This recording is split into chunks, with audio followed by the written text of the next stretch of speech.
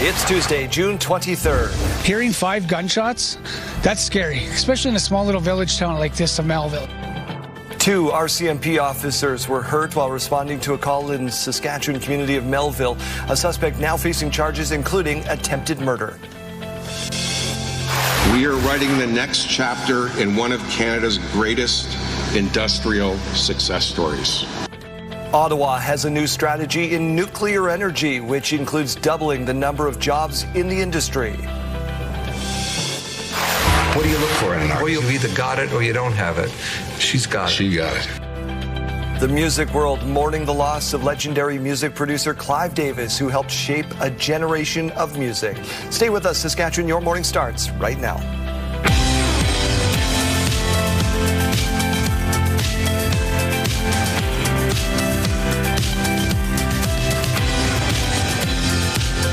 Welcome to Your Morning Saskatchewan. I'm Daryl. And I'm Kayleen. Good morning and happy Tuesday. I managed to get my lawn mullet situation. Good. The rain held off just enough, but there was some loud thunder. And yeah. And it wasn't exclusive to us here in the Queen City. We saw quite a bit of thunderstorm activity in the province yesterday. That will carry on into today. All right, we'll look forward to that. We'll get to the forecast in just a minute. We begin, of course, in news with that increased police presence in Melville after bullets were fired and 2 RCMP officers seriously injured during a routine investigation. CTV's Alison Bamford on this life-changing situation for 2 officers and the increase of violence against police right across the country.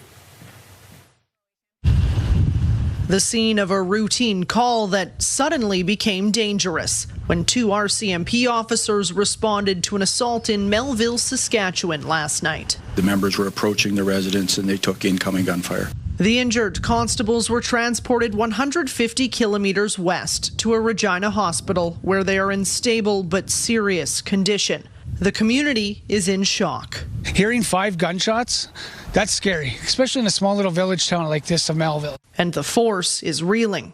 It's obviously been a very challenging week or 10 days in policing across the country. And as I mentioned, it's just a stark reminder of the dangers our members face every day. Recent violence against Canadian police officers is part of a larger trend playing out across the country. The latest data shows more than 14,000 officers were assaulted in 2024, up 48% over the last decade. It's just absolutely unacceptable. Federal bail reform laws gained royal assent last week, designed to crack down on violent and repeat offenders, while enforcing tougher sentences for serious crimes, including offenses against first responders. The results aren't going to be immediate, no matter what, on that end. But we have to keep pushing for those types of change.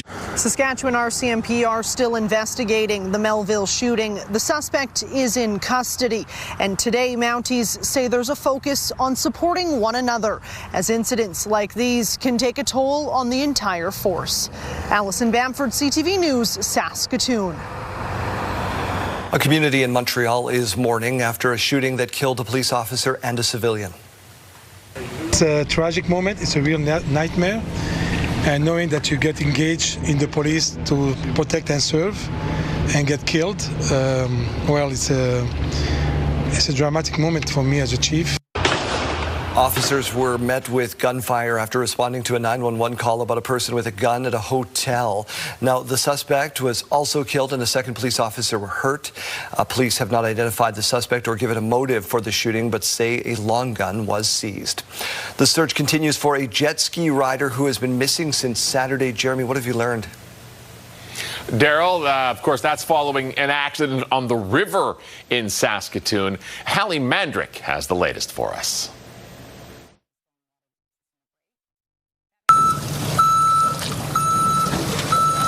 The Saskatoon Fire Department has spent the past 2 days searching for an individual who went missing after entering the weir of the South Saskatchewan River over the weekend.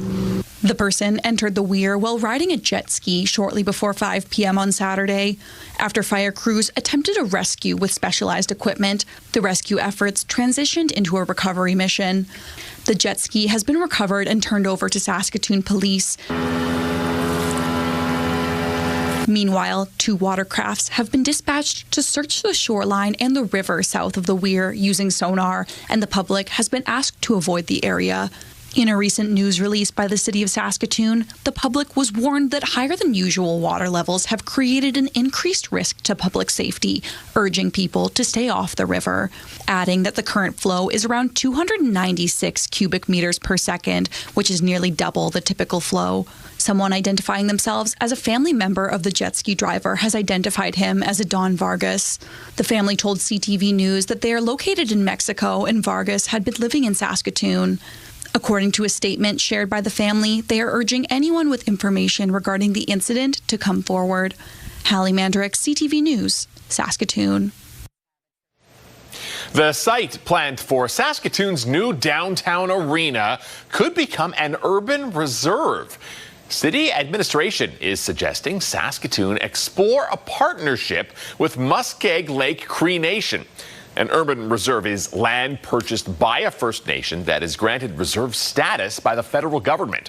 Once designated, the First Nation assumes jurisdiction over the land and city bylaws no longer apply. The city administration says a partnership with Muskeg Lake would be a significant opportunity to advance the downtown event and entertainment district.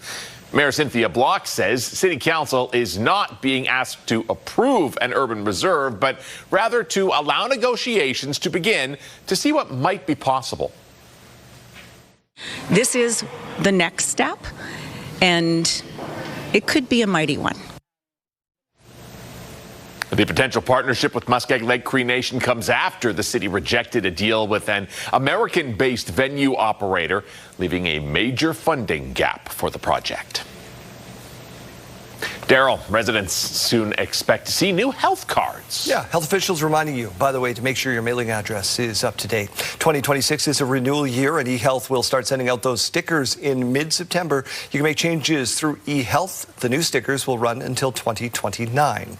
A new agreement between the province's online school and Sask Polytech looking to get more students working towards post-secondary.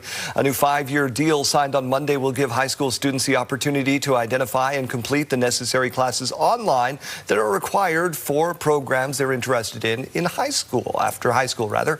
The province's Distance Learning Centre will work with Sask Poly to align programs and help students who might be a class or two short from entering a program because it wasn't offered at their local high school. And with many skilled trades already facing a labor shortage, the province says this is one way to get people into the workforce quicker. The sooner we can introduce students to that potential, to those opportunities, the better informed they are to make those career choices. We can't afford, to have them decide they want to do something and maybe be at the wrong choice. They waste a few years before they finally decide what they want to get into. We need people immediately. Sask Poly and the province will target expansion in high-demand areas like healthcare, building trades, and welding as part of that deal. Turning now to negotiations to end the war between the U.S. and Iran. The U.S. says there's been progress made to keep the Strait of Hormuz open. We're doing very well with respect to the Hormuz Strait. We took in more oil yesterday than has ever gone through the strait. You probably see that. We have an oil gusher.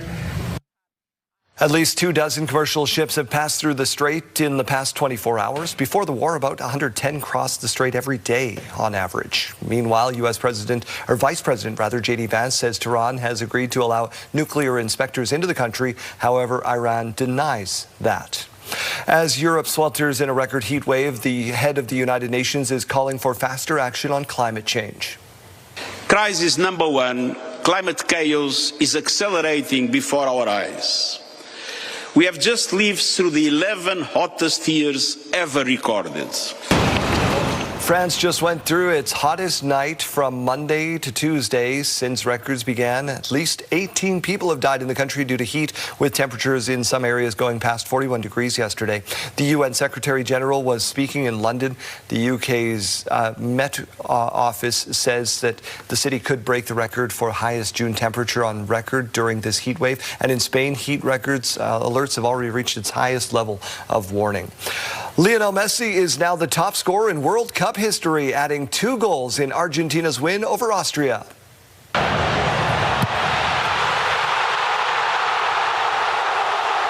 Messi now has 18 World Cup goals in his career after scoring twice in a 2-0 victory over Austria. He scored in the 38th minute and again in stoppage time after missing a penalty kick in the 9th minute. This was also the 6th consecutive World Cup game Messi has scored in. Incredible. Argentina's next game is against Jordan on Saturday. Changing of the French players as well. Mbappe hits it! Oh, what a strike! He said yesterday, we are writing the pages of history here. Well, he's blazing. A guy, Kylian Mbappe in France, right behind Messi, all-time scoring. He now has 16 goals. He's also pretty young. He can do more after scoring twice in yesterday's 3-0 win over Iraq. The match included a weather delay. Boy, did it pour there. Oh, boy. Lasted more than 2 hours. The win sends France into the knockout rounds. Slipping it through for Haaland!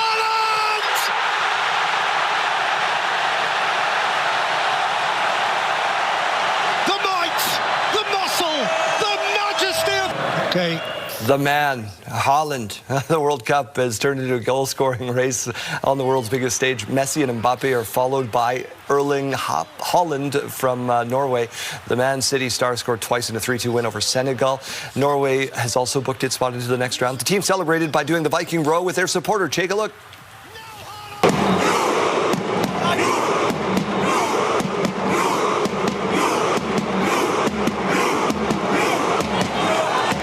God, I'm a proud Norwegian. Norway plays France next, which is going to be a tough one in our household in the battle for the top of Group I. Sarah, of course, is French. I am Norwegian. Kayleen, it's going to be a battle in our house. Yeah, I can only imagine. Let's get to your weather forecast, please. All right, your morning view is brought to you by Stars Lottery. Your ticket funds life-saving care across Saskatchewan. Not a bad day to be waking up in Regina after all that rain that we saw yesterday and that thunderstorm activity. Right now, winds are calm. We're at 11 degrees, and we have a nice mix of sun and cloud to start the day. 12 degrees to wake you up in Saskatoon. A little bit more of that cloud cover. We're seeing a lot of that overcast to start our day. Winds currently coming in at 19 kilometers per hour. Here's a look at what we saw yesterday. So all those areas lighting up in green with all that rain. Of course, we're also seeing some of that thunderstorm activity. Mainly it was down through the United States and then into Manitoba. However, of course, areas around Regina, the Parkland region, and even around Prince Albert and Saskatoon, seeing some of those thunderstorms yesterday. We're also expecting to be seeing a bit more of that activity today. Right now, we're starting with a current look out there. So we are seeing some precipitation in areas around Saskatoon, around the Parkland region, between Swift Current and Regina. Into the later parts of the afternoon, this is only going to be increasing. Most of that rain there, as you can see, the largest part of the system is straddling that border between Saskatchewan and Manitoba, right around Yorkton. Into the evening hours, still seeing some of it, but overnight, it really does lessen a lot. Wednesday morning, it does seem like we're getting a bit of a break from that precipitation for most of the province. Before Wednesday, late afternoon and evening, we see more of that precipitation returning. Also expecting a bit of a break on Thursday as well. Saskatoon, by the end of the day today, expecting about 4 more millimeters of rain, about 7 millimeters for Yorkton, about 1 for Regina and Estevan, and about 3 millimeters on tap for Moose Jaw.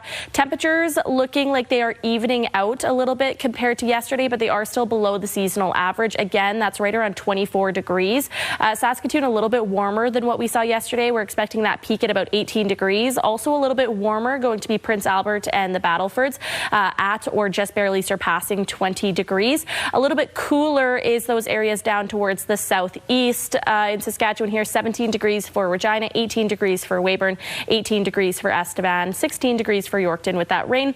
And we're also expecting to be seeing fairly low wind speed throughout the day today. We're just going to be seeing some of those gusts barely surpassing 40 kilometers per hour in those areas down south that are lighting up in yellow.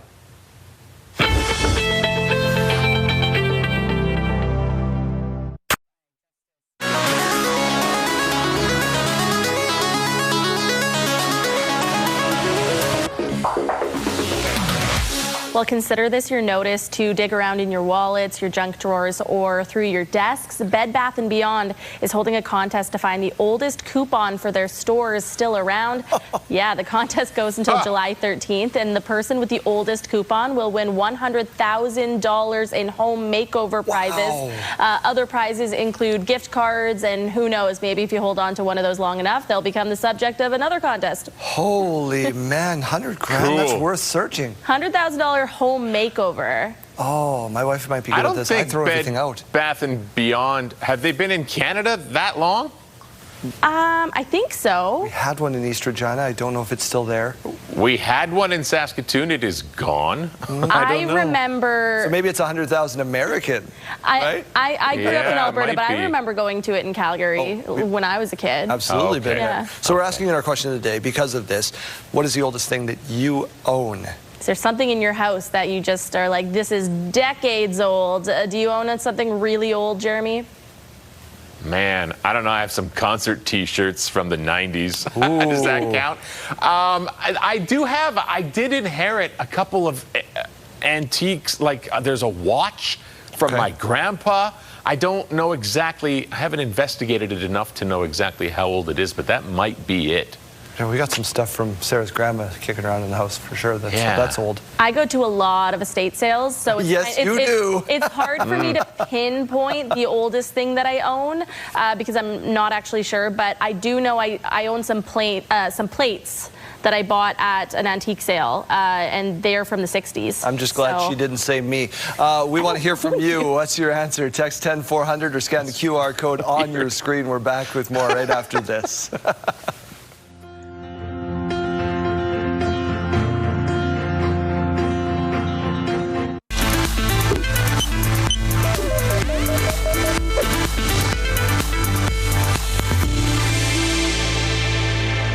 PFAS, or so-called forever chemicals, are widely used and found at low levels throughout the environment, both indoors and out. A study of a Swedish community with unusually high exposure through their water supply found that children who had a significant exposure to forever chemicals in the womb were more likely to develop asthma. But this link was only seen in the highest exposure levels, not at the typical everyday levels most people encounter. If you're looking to limit exposure, install a water filter that removes PFAS and stay aware about local water quality. Avoid heating food or liquids in plastic containers and replace non-stick pans with stainless steel, cast iron, or ceramic cookware. These chemicals can build up over time, but their full effects on health aren't entirely clear. If you're concerned about this issue, especially if you're pregnant, talk to your doctor. With this Medical Minute, I'm Jacqueline Lee. Health Report, brought to you in part by SEIU West, Saskatchewan's first healthcare union.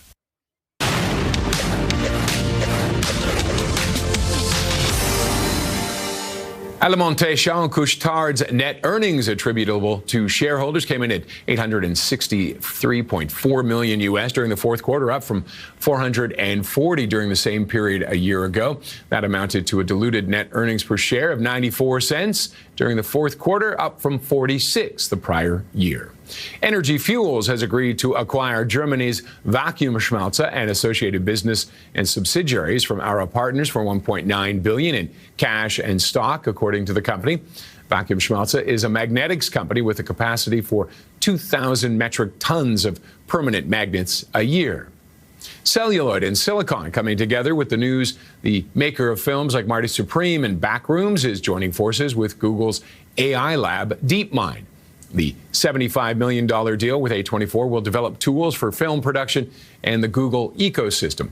In a news release, Google's DeepMind CEO said, by collaborating with filmmakers and industry leaders like A24 from the beginning, we can build new AI features to support artists in authentic, meaningful storytelling.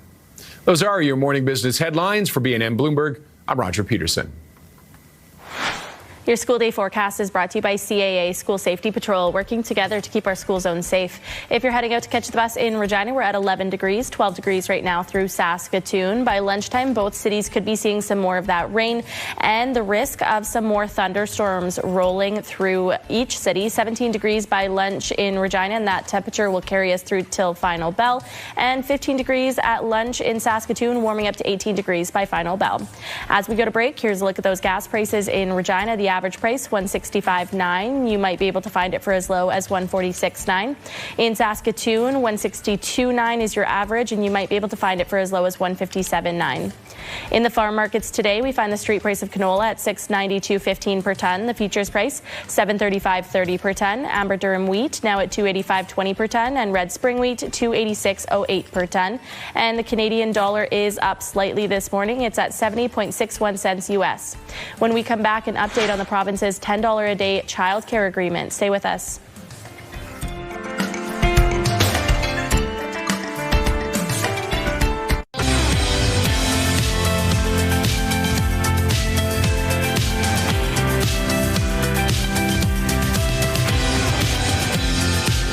Good morning. Welcome to your Tuesday, 6:29. My name is Daryl. Canada's energy minister announced plans for what he called a nuclear renaissance yesterday, with plans to build up to 10 nuclear reactors by 2040 to meet future energy demands. CTV's Ottawa Bureau Chief Graham Richardson reports. They are complex and expensive, but also steady workhorses of electricity in Canada, nuclear reactors. The government announcing today they want an aggressive strategy to boost Canada's nuclear output. We are writing the next chapter in one of Canada's greatest industrial success stories. The plan, build up to 10 new reactors. Right now, 90,000 people work in the industry. They want to double that in the next decade and enter 4 international markets by 2040. If our goal is to double our grid and reach net zero by 2050, there is no credible plan for Canada to do that without nuclear energy. All those new reactors will need more uranium. NextGen's deposit of uranium in northern Saskatchewan at the Athabasca Basin is one of the world's largest.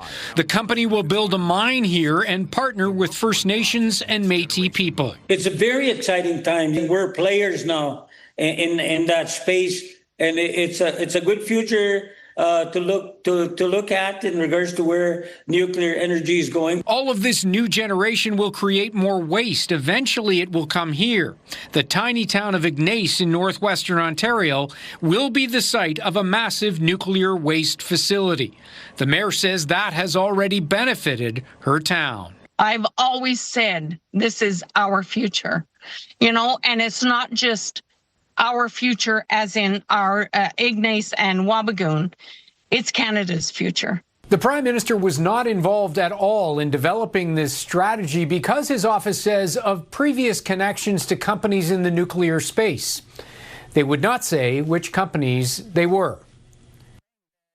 Thank you, Graham. Closer to home, the province is waiting to read the fine print attached to additional federal funding for $10 a day childcare before getting too excited. On Friday, the federal government said it would distribute $5.4 billion over the next 2 years to support $10 a day childcare right across the country. Yesterday morning, Education Minister of Saskatchewan, Everett Hindley, said more money was necessary to keep the program viable long term. But he's not sure what Saskatchewan's portion of that money will be or how it will impact you just yet. We're close to hitting our space creation target as per the original parameters of the first agreement, but there are some significant challenges in keeping this program sustainable without significant dollars. So we'll see what that money actually means for Saskatchewan. Hindley says despite the additional funding, the province is moving ahead with changes to $10 a day daycare. Starting on Canada Day, the province will cover childcare costs for every licensed space instead of every child enrolled. Saskatoon police have charged a 15-year-old boy in connection to a shooting on Sturby Place last week. On Thursday morning, just before 5 o'clock, emergency crews were called to the 10 block of Sturby Place, where a man was seriously injured after being shot. The teen has now been charged with aggravated assault, discharging a firearm in a reckless manner, and assault with a weapon, along with mischief under $5,000. A 33-year-old man was hospitalized after a shooting Monday morning. Prince Albert Police Service responded to a report of a loud bang consistent with a gunshot at 4:30 in the morning on the 1000 block of 17th Street West. Shortly after, a 33-year-old man arrived at Victoria Hospital with a gunshot injury. No arrests have been made, and police are asking you for any surveillance video from the area. Croatia's Prime Minister was in Ottawa yesterday to talk trade and, of course, soccer. 2 first victories. You seem to be really a host country with a lot of stamina. I hope that your player, which was injured, will recover well. Croatia's Prime Minister had a jersey swap with the Prime Minister. Croatia plays Panama tonight in Toronto. Kingston, Ontario could become a potential stop for Canada's new high-speed rail project. This idea of the potential for a rail hub where Via and Alto would interconnect, that I think has tremendous potential and a great impact for Kingston and the region as a whole. Standing right there 2 days ago. The federal transport minister is now looking at Alto, asking them to include a stop in Kingston for the project that would connect Quebec City and Toronto. Outside the announcement, dozens of people protested the plan, saying it will impact their homes. Alto is also looking at 2 possible routes with construction slated to begin in 2029. The estimated cost is between $60 and $90 billion. Adding Kingston would increase that price tag. This summer will mark the 10th anniversary of the Tragically Hip's final concert in Kingston, and plans to celebrate are already in the works.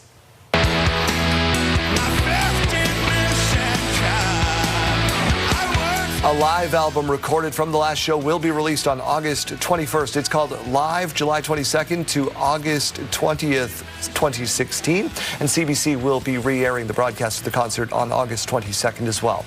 Plus 2 new recordings dropped yesterday. Little Bones recorded that night in Kingston, along with It's a Good Life If You Don't Weaken, taken from the Air Canada Centre show.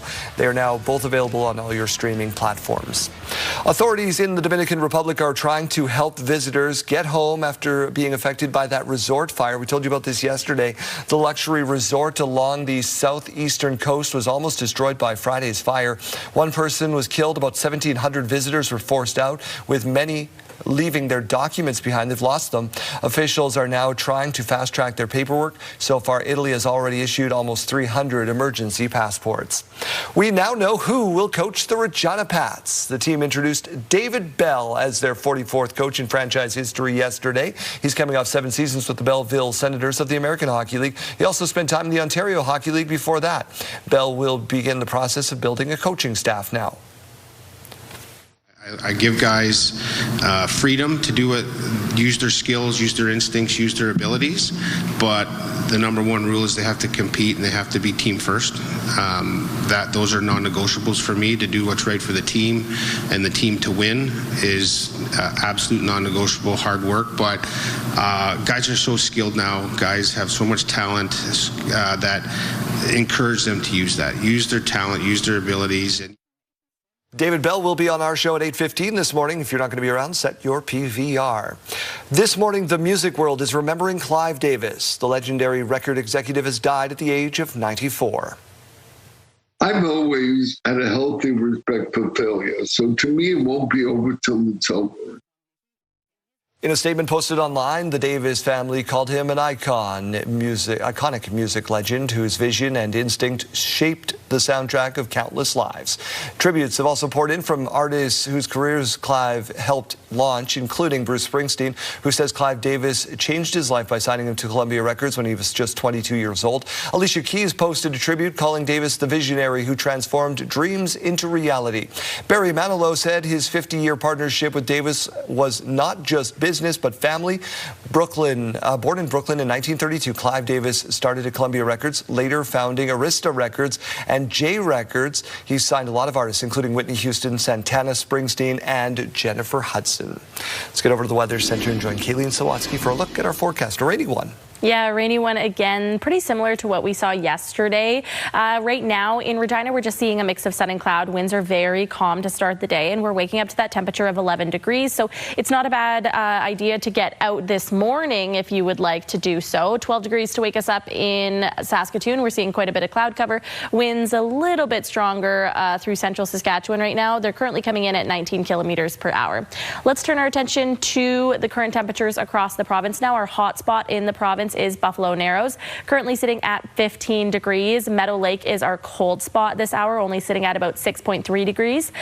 12 degrees, though, through Prince Albert, about 13 degrees through Nipawin and Hudson Bay, and about 11 degrees through Melfort. Down in the south, all about the same, kind of between 10 to 13 degrees here. 10 degrees for East End, 13 for Moose Jaw, 10 for Weyburn, and about 11 degrees for Estevan. Later on into the afternoon hours, As you can see, again, quite a bit of rain on the way today. We're seeing temperatures through central Saskatchewan just a little bit warmer than what we saw yesterday by about 2 to 3 degrees. And down south, especially down through that southeast corner of the province, we're seeing temperatures just a few degrees cooler than yesterday. 18 degrees through Weyburn today, 18 degrees through Estevan, 16 through Yorkton, 17 degrees is where we'll peak for Regina, and 18 degrees for Saskatoon. Again, though, we do see a chance of rain, risk of thunderstorms for many places in the province today. Today's wind gusts going to be similar to what we saw yesterday as well. Not really seeing them gusting too strong, just those areas lighting up in yellow along the bottom of your screen. Could be seeing those surpassing about 40 kilometers per hour. Here's a look at that 7-day forecast. Still showing quite a bit of thunderstorm activity for the next week. However, we do seem to be getting a bit of a break on Thursday now with that mix of sun and cloud and that high of 22 degrees. Other than that, though, 24 degrees on Friday. Not seeing as much of that risk of thunderstorms, but we are seeing some very light rain in the forecast. 20 degrees on Saturday, 20 degrees on Sunday. Both days now seeing the risk of some light thunderstorms. 18 degrees on Monday. In Saskatoon, up to 21 degrees tomorrow, 23 on Thursday. Again, that is the day that we are currently seeing a break from that rain and thunderstorms. 24 degrees on Friday with that rain returning, 20 degrees on Saturday and Sunday, and 18 degrees by Monday.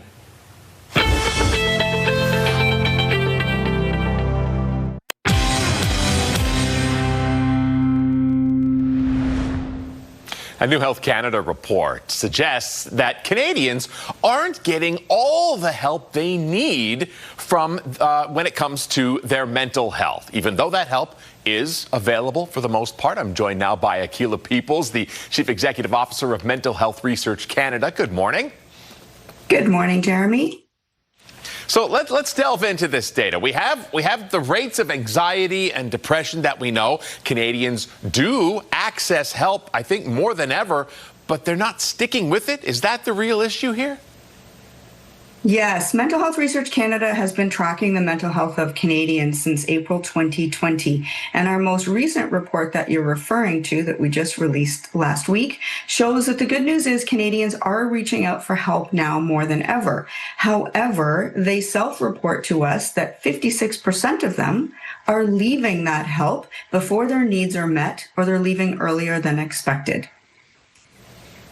Okay, so I think for years the issue was, hey, this help is available, access it, that mental health is a real thing, it's an illness. But now I guess the issue is getting people to stick with it long term. Are people looking for a quick fix? Do you think that's the issue here? Well, you know, I think this speaks to the fact that access is not the goalpost anymore. We need to make sure that we are designing care that is relevant and appropriate for individuals so that they are going to stick with it. And Canadians tell us that they leave care because they don't feel understood, they don't have clarity around goals, or they're not seeing real-world progress. Okay, that real-world progress, then, I guess, is something we need to make clear. Tell me about the link between mental health and sense of belonging. Is that part of the progress that we may be missing?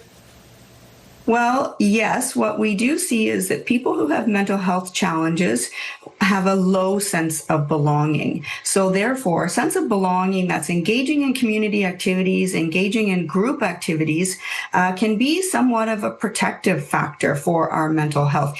And it's important to remember we all have mental health, just like we have physical health. So we all need to be aware of, talk about, and work on our mental health because it's a continuum. Some days it's better than others for us, but we need to engage in activities, being outside, engaging in our community, engaging socially with others to help to move us towards optimal mental health.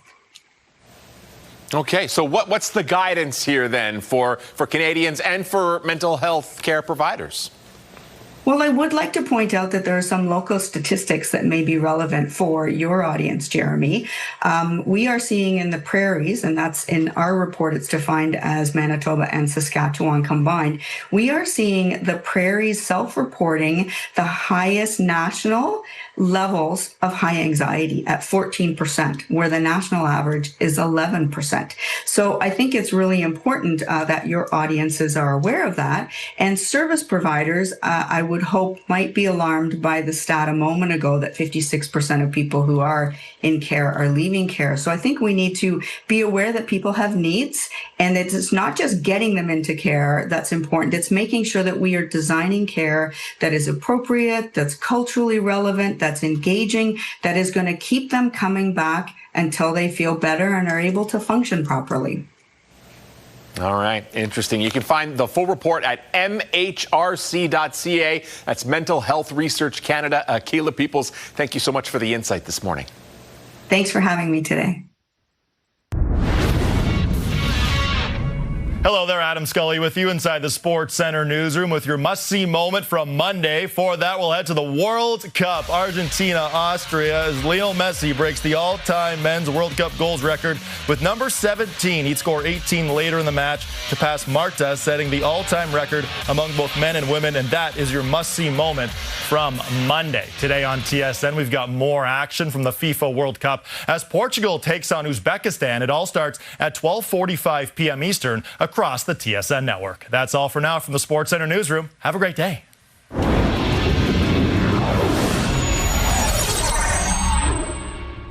It's one of my favorite events on the calendar, and Arden Lloyd's getting a look at it. It's the RCMP Sunset Ceremony. First one coming up on Canada Day, Arden. That's right, Daryl. I'm here with Sergeant Major Mike McGinley. And for anyone who may not be entirely familiar, what is the Sunset Ceremony? Sunset Ceremony stems from an old military tradition where at the end of the working day, they would call the garrison back into the base and lower the flag, and that would show that their duties were done for the day. And then it consists of unmounted cavalry drills. What exactly goes into those on a day-to-day basis to prepare? We're going to have a marching troop do a drill display. We're going to have an artillery troop do some historic weapons drills. And then at the end of the ceremony, we're going to lower the big flag on the mast. And that will symbolize the end of the working day, sunset. And yeah, you mentioned one of those showpieces are the field guns, field cannons. Are those original pieces? Original from 1885, back in the Northwest Resistance. The Northwest Mounted Police had a couple artillery pieces at the time. And those are the originals you see behind us. And then who gets selected to run those field guns for this position? Is it a sought after assignment? It's basically different troops at different stages of training, and the drill corporal that's with the gun crews right now, he was in the Royal Canadian Artillery before he joined the RCMP, so he's sort of got a hand-picked crew for that. Outstanding. Is there anything people should know in order to bring for the event? What to bring, what not to bring? Well, it's free entry. We have lots of space here, as you can see, but there's not a lot of seating, so bring lawn chairs. It's Saskatchewan, so bring bug spray. And be prepared for a good show and have a little bit of fun. There is a security check, and there's only one point of entry, and that's behind the Heritage Centre off Dudney Avenue. Perfect. Well, the first sunset ceremony gets underway on Canada Day, July 1st. You'll want to be down here at the RCMP depot to see all there is to know. Yeah, you want to be there at 5:30 when those gates open so you can get a good seat. Arden, thank you.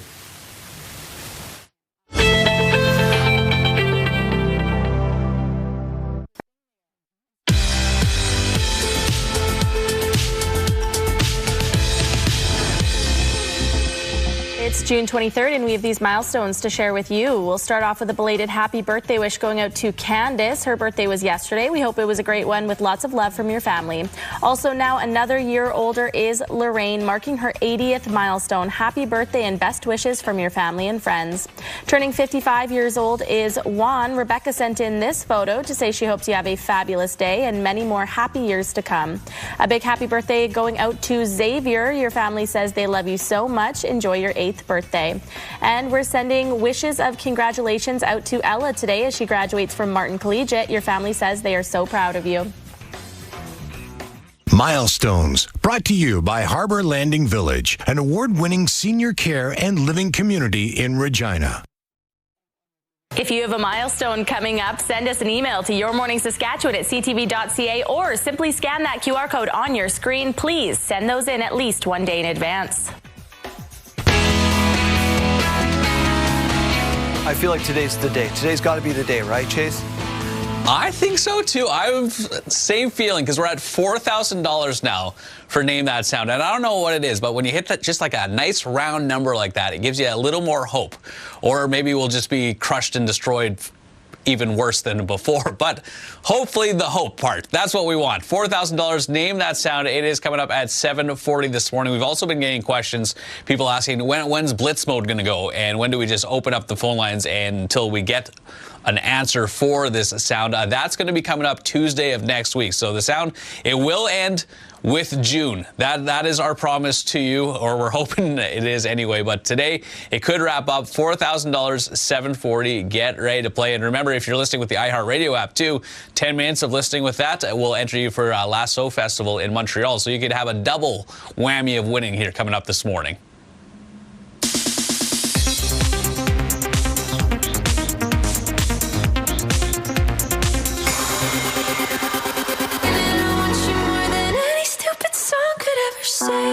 Get ready for the next generation's Lilith Fair. Olivia Rodrigo has announced a new all-female music festival called Daisy Chain Fields, taking place August 29th in Irvine, California. The lineup includes Rodrigo, Chappell Roan, Doechii, and special guest Stevie Nicks. For more with Rodrigo, her interview with ABC's Diane Sawyer airs today on Good Morning America.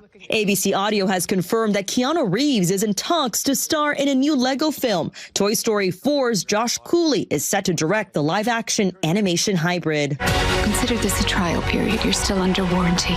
We have our first look at Jenna Ortega in Clara and the Sun. The new film, adapted from the sci-fi book of the same name, also stars Amy Adams and Natasha Lyonne. Clara and the Sun lands in theaters on October 23rd. And happy birthday to Academy Award winner Frances McDormand, who is 69 today.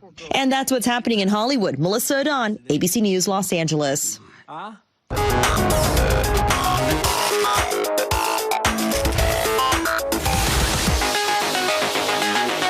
Camping season in full swing, so just a friendly reminder before you go, check the forecast.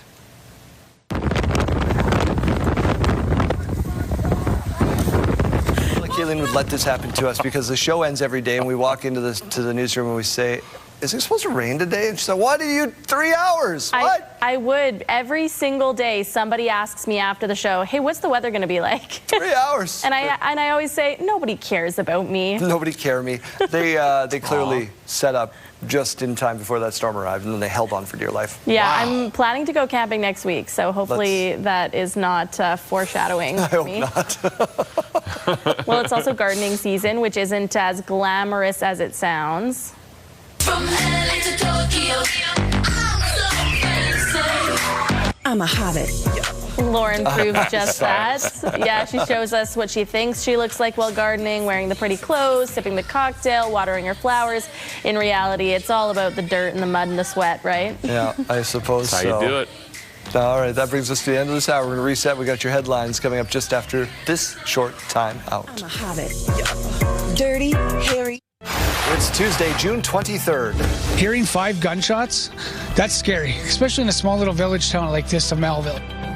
2 RCMP officers hurt responding to a call in Melville. Suspect now facing charges, including attempted murder.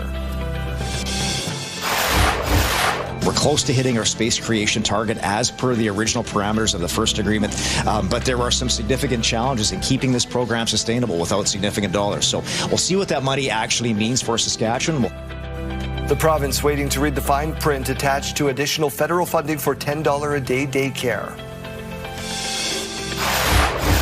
This is the next step, and it could be a mighty one.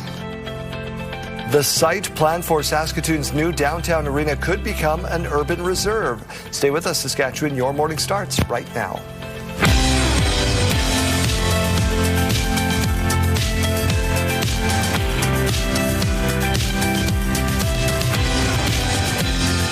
Welcome to Your Morning Saskatchewan. I'm Daryl. And I'm Kayleen. Good morning and happy Tuesday. Hope you enjoy rain because there's more of it on the way. Yeah, more pretty much just copy and paste from yesterday. That's essentially what the forecast is today. Fill up those rain barrels. Let's get to news.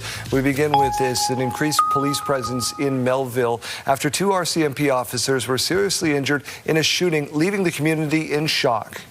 Hearing 5 gunshots, that's scary, especially in a small little village town like this of Melville.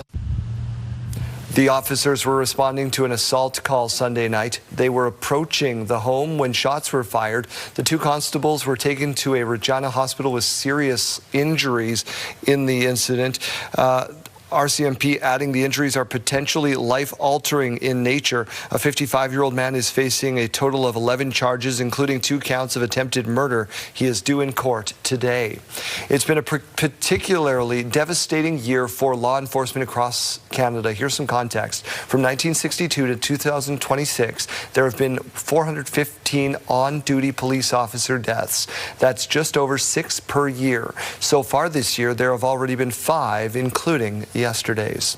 Saskatoon police have charged a 15-year-old boy in connection to a shooting on Sturby Place last week. On Thursday morning, just before 5 o'clock, emergency crews were called to 10 block of Sturby Place, where a man was seriously injured after being shot. The teen has now been charged with aggravated assault, discharging a firearm in a reckless manner, and assault with a weapon, along with mischief under $5,000. A 33-year-old man has been hospitalized after a shooting Monday morning. Prince Albert police this time responding to a report of a loud bang consistent with a gunshot at 4:30 in the morning on the 1000 block of 17th Street West. Shortly after, a 33-year-old man arrived at Victoria Hospital with the gunshot injury. No arrests have been made, and police are now asking you to check your surveillance cameras if you are in that area. And in Montreal, a shooting has claimed the lives of 3 people, including a police officer and a civilian. Police across Canada worried about what this might possibly, about a possible manifesto linked to the shooting that calls for police to be targeted.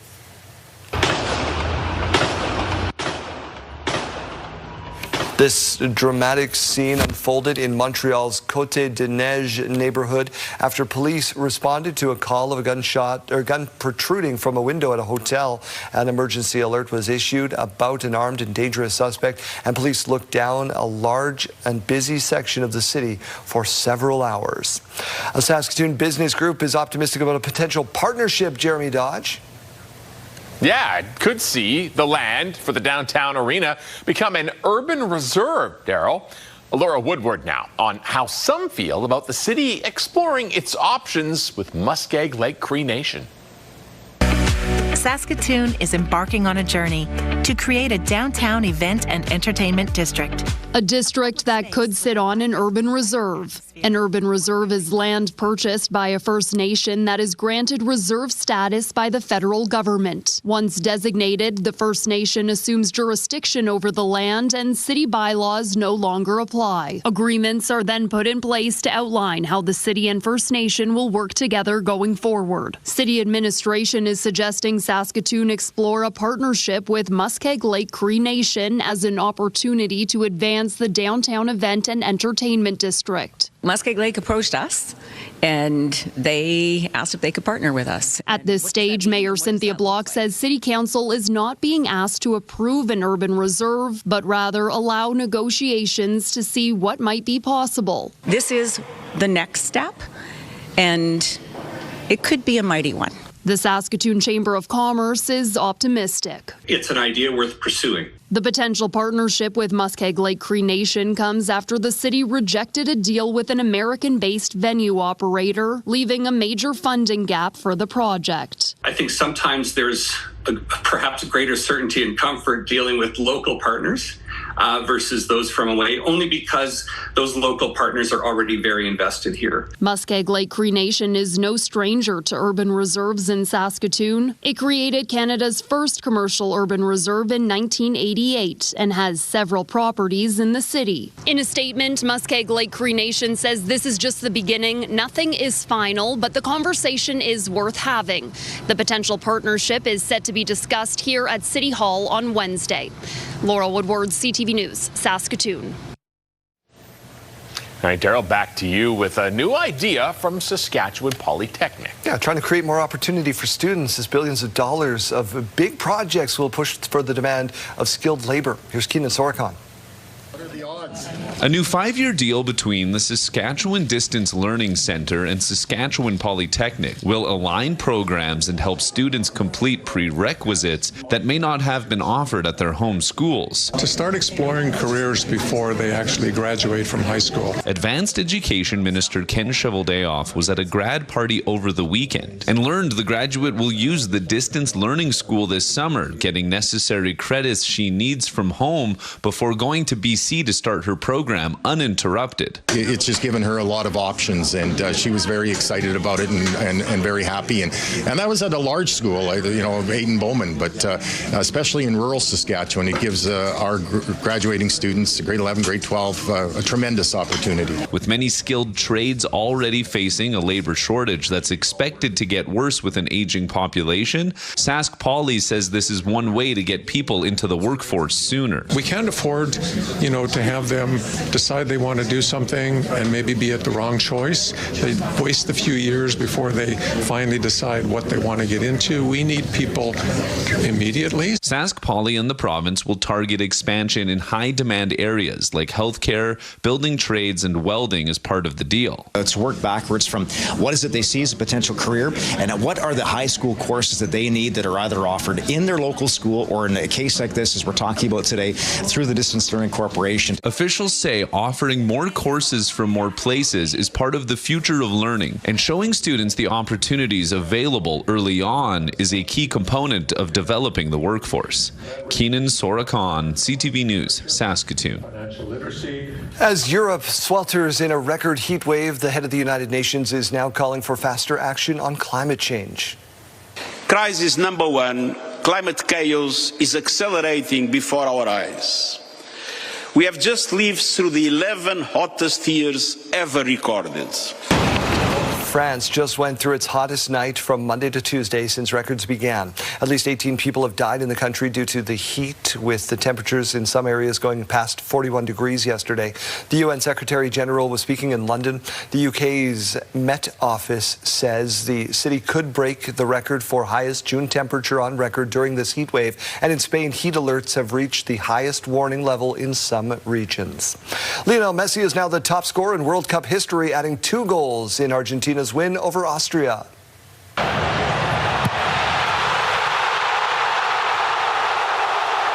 Messi now has 18 World Cup goals in his career after scoring twice in a 2-0 victory over Austria. He scored in the 38th minute, again in stoppage time after missing a penalty kick in the 9th. This was also his 6th consecutive game he's scored in. Argentina's next game is against Jordan on Saturday. Edging of the French players as well. Mbappe hits it! Strike. He said yesterday, we are writing the pages of history here. Well, he's blazing. What a strike indeed. France's Kylian Mbappe is right behind Messi in all-time World Cup scoring. Now has 16 goals. He scored twice as well in yesterday's 3-0 win over Iraq. The match included a weather delay. Man, did it come down. Look at that. The fans stuck around. God bless them. 2 hours. The win sends France into the knockouts. Slipping it through for Haaland!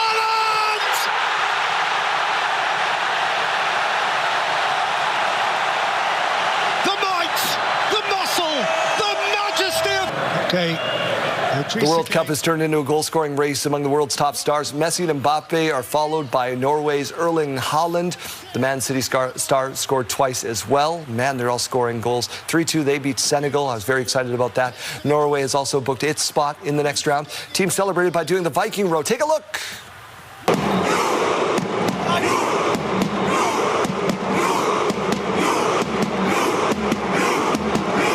Norway plays France next in the battle for the top of Group I. You want to do it together, Keely? We can Viking row right into the forecast. Might need to canoe the way the rain's coming down. I might need to practice first before we do that, but nothing to it. Nothing to it. All right, let's get to this morning view, though. It's brought to you by Stars Lottery. Your ticket funds life-saving care across Saskatchewan. It's looking a little bit gray and gloomy out there in Regina, although winds are still very calm. Right now, they're coming in at 11 kilometers per hour with that cloud cover, and we're waking up to that temperature of 12 degrees. In Saskatoon, again, a bit of a gray and cloudy start to the day. 13 degrees right now. Winds coming in at 20 22 kilometers per hour. Here's a look at that radar and satellite showing you where we got that precipitation yesterday. And of course, all those other colors with the reds and the oranges and the yellows showing us where we saw some of that thunderstorm activity. We didn't see quite as much as what they saw over in Manitoba yesterday, but still we saw our fair share, and we're going to be seeing some more of that thunderstorm activity today as well. This is a current picture, what we're seeing. So we are seeing some rain falling in some areas in the province already to start the day. Into the afternoon, it does increase. We're seeing more of that precipitation falling in parts of the north, the central, and southern parts of Saskatchewan. Mainly, we're seeing it right around Yorkton there. It's kind of straddling that border with Manitoba. Into the evening hours, though, we do start to see it lessen by quite a bit. Wednesday morning looking like we're going to be pretty clear from that precipitation. It's actually into the later parts of the afternoon tomorrow that we start to see more of that rain and risk of thunderstorm popping up on the radar. Total rainfall by the end of the day, we're expecting about 7 millimeters to be falling in Yorkton and about 6 millimeters as of right now to be falling in Estevan. About 2 millimeters for Moose Jaw, about 3 millimeters for Saskatoon, and about 1 for the Battlefords. You do see that number at 0 right now for Regina. That number has been fluctuating a bit for the morning so far, so we'll keep you updated as that changes, though. We still are seeing that risk of a thunderstorm. 17 degrees for Regina today, 18 degrees for Saskatoon, 17 degrees for Moose Jaw, and 17 degrees for Swift Current. Not expecting to see as much of that rain down there, just a lot of cloud cover on the way.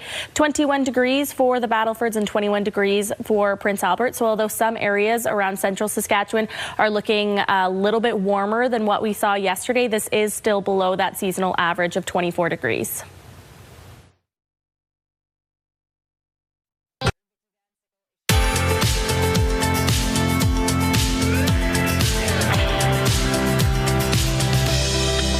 Time now for a look at our rural forecast, where we are seeing some more precipitation and risk of thunderstorms. Watch us up to 18 degrees with that risk, 19 degrees in Melfort and 17 degrees in Wynyard. Outlook just expecting some very light rain today. 19 degrees for Rosetown with that rain, 16 degrees for Assiniboia, and 15 degrees for Broadview. A little bit more of that sunshine in areas around Maple Creek and Leader. Let's take a look at Theodore, where internet plans up to 1 gig are available from SaskTel. 16 degrees this afternoon, mainly cloudy throughout the day with that chance of showers and northeast winds coming in up to about 25 kilometers per hour. I'm Avis Favreau in Toronto, and tonight on CTV National News, decreasing the dose of a powerful cancer drug. Patients no longer need to come back to the cancer center every 6 months. Why less treatment may be more beneficial for some women with early breast cancer. Tonight on CTV National News and ctvnews.ca.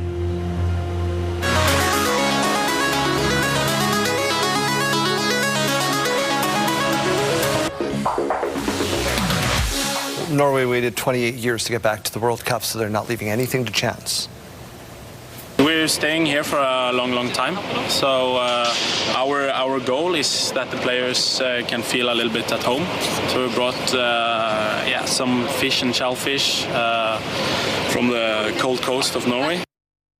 They are well stocked with tastes of home, including 300 kilograms of Norwegian caught fish. Obviously, they've been eating well since. And now they're looking toward the knockout stage. They shipped like 2,200 pounds of food because they didn't trust the American food. Oh. Americans let so many extra things into their food that Norwegians don't. So they're like, we're not risking this.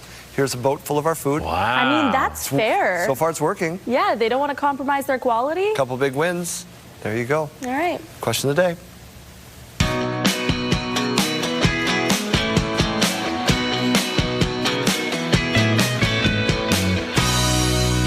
We're talking about really old things today. Specifically, what's the oldest thing that you own?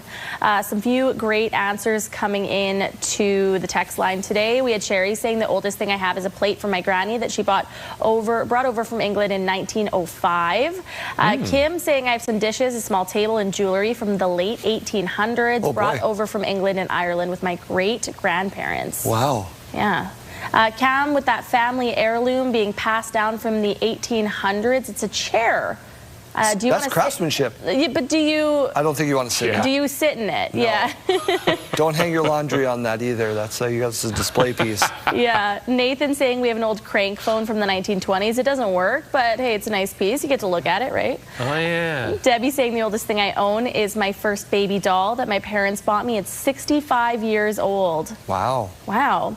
Another answer coming in saying I have a Carnival glass pitcher and glasses purchased by my grandparents in 1923. They sold 2 cases of eggs to buy them. I like that we know the story of that one too. Bentley saying it's either a small frying pan of my parents or a pot of my grandmother's, both from the 50s. And Scott says that he has an 18th century photo frame and a photo of a little girl. It's a one-of-a-kind piece. Who's the little girl? Yeah, do we know? Is it a family member? Mystery girl. There you go. Scan the QR code and share your answers. Your morning mystery is coming up next.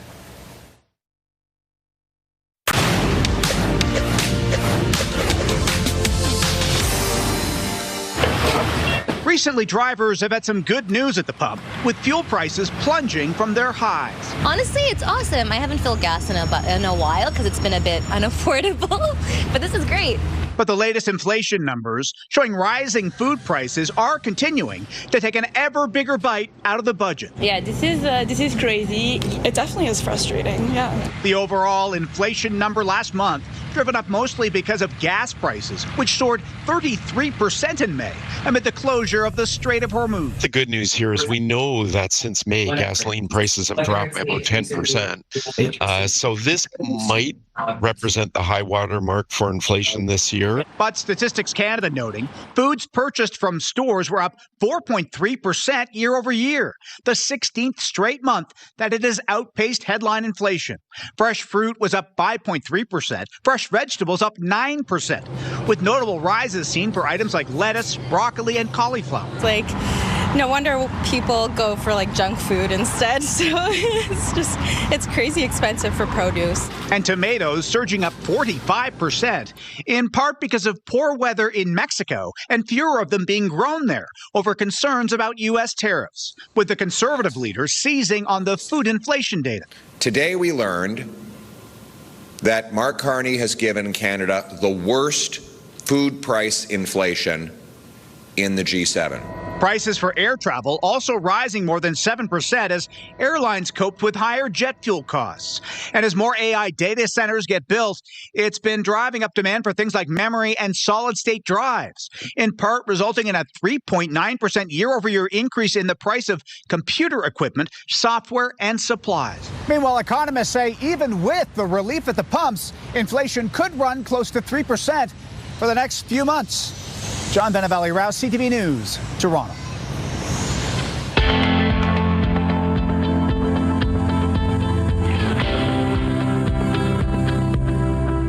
Time for your morning mystery on this Tuesday. This time, in a rare occurrence, we are told it is a country. 3 clues to guess the country. All right. This is the world's largest producer of cork. Oh, okay. It's the westernmost part of Europe. And its most famous export is a drink named after a coastal city.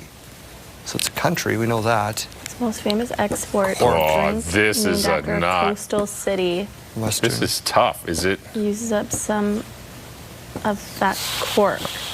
What is this? Westernmost part of Europe. Westernmost part of Europe I'm would guessing, and I'm spelling it wrong. I am not getting this one. No. This is not going to work. I'm just going to put my favorite country of Norway, which is incorrect. Spain? Champagne. Is it Champagne? Champagne. It's a country, Jeremy. Oh, it's Portugal. Portugal is the country. Champagne is a country. Champagne's a country? That creates champagne. Yeah.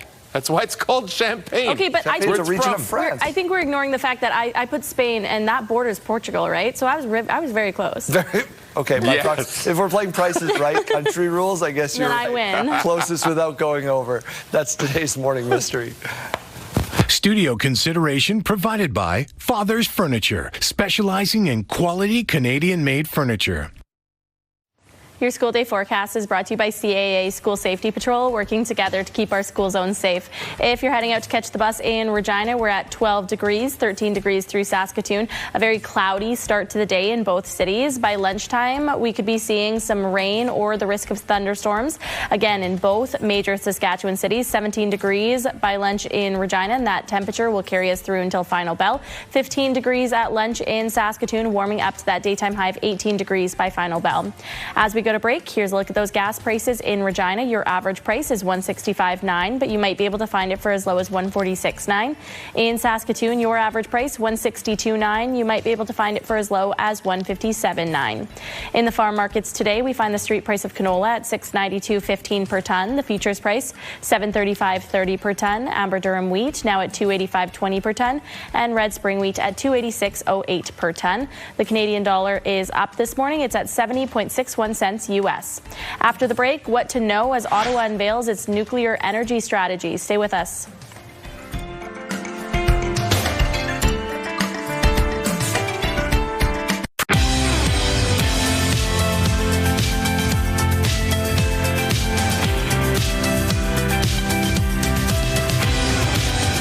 Just about 7:30 on your Tuesday. Thank you for being with us. Ottawa has announced its nuclear energy strategy, calling it a key part of its clean power plan.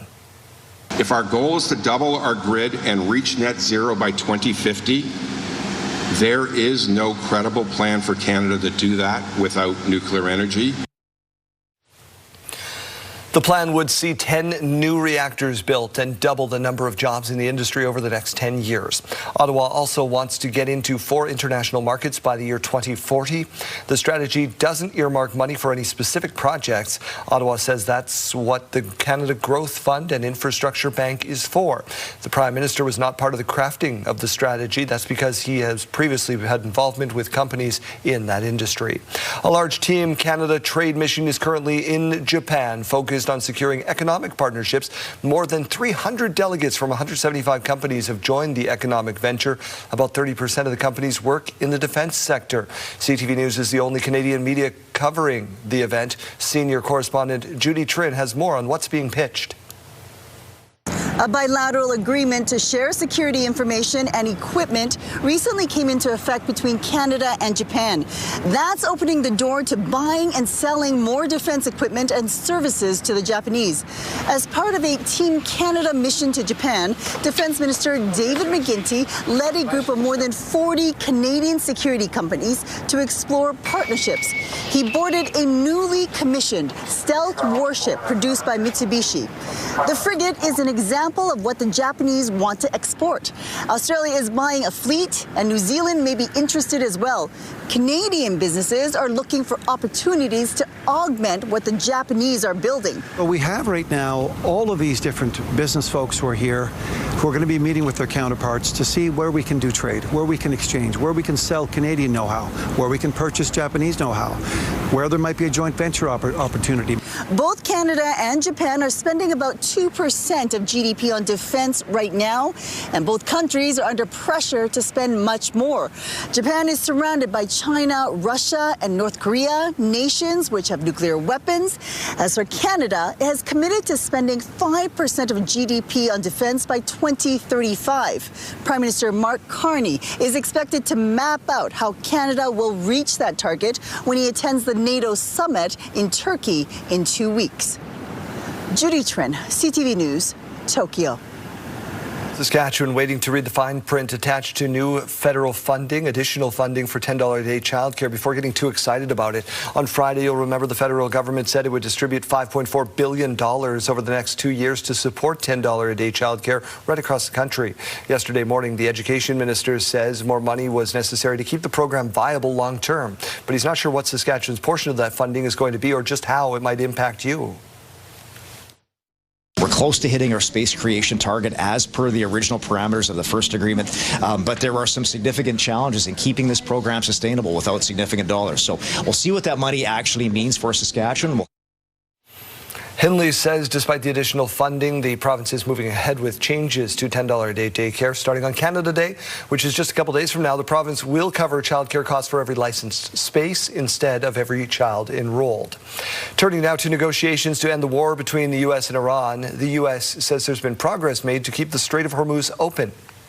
We're doing very well with respect to the Hormuz Strait. We took in more oil yesterday than has ever gone through the strait. You probably see that we have an oil gusher. At least 24 commercial ships have passed through the strait in the past 24 hours. Before the war, about 110 crossed every day on average. Meanwhile, the U.S. Vice President says Tehran has agreed to follow nuclear inspectors into the country. Iran denies that. Heavy rain and flooding in Edmonton has put a strain on its stormwater system. You will see higher levels than normal, and they're doing their job. Days of heavy rainfall, which intensified over the weekend, has caused flooding and washed out roads in Edmonton and surrounding communities. Its mayor is telling people to conserve water to give stormwater system a break. This means limiting showers and delaying doing dishes and laundry. People also being told to make sure sump pumps and downspouts are working properly. More rain is expected this week. The first deliveries of strychnine are arriving in Saskatchewan. Producers in eligible areas have completed mandatory online training and met all other requirements. They can purchase the poison from participating RM officers for controlling Richardson ground squirrels. Supplies are, of course, limited. The next recommended application window is from mid-July through September, as abundant greenery makes the bait less attractive. Saskatchewan, parts of it, and Alberta were granted exemptions from the federal ban earlier this year. Richardson ground squirrels you usually call a gopher. Health officials are reminding you to make sure your mailing information is up to date. 2026 is a renewal year for eHealth, and they'll start sending out those stickers in mid-September. You can make changes through eHealth. The new stickers will run until 2029. Team Canada is making final preparations ahead of the big match tomorrow in Vancouver against Switzerland. We're going back to the pitch for this one. Team has been on there since Monday. Canada and the Swiss have each 4 points after 2 games, but Canada has a slight advantage in Group B because of a better goal differential. That means Canada would win the group with a win or a tie. A loss would also likely send them through to the next round, but would face a tougher opponent in the knockouts.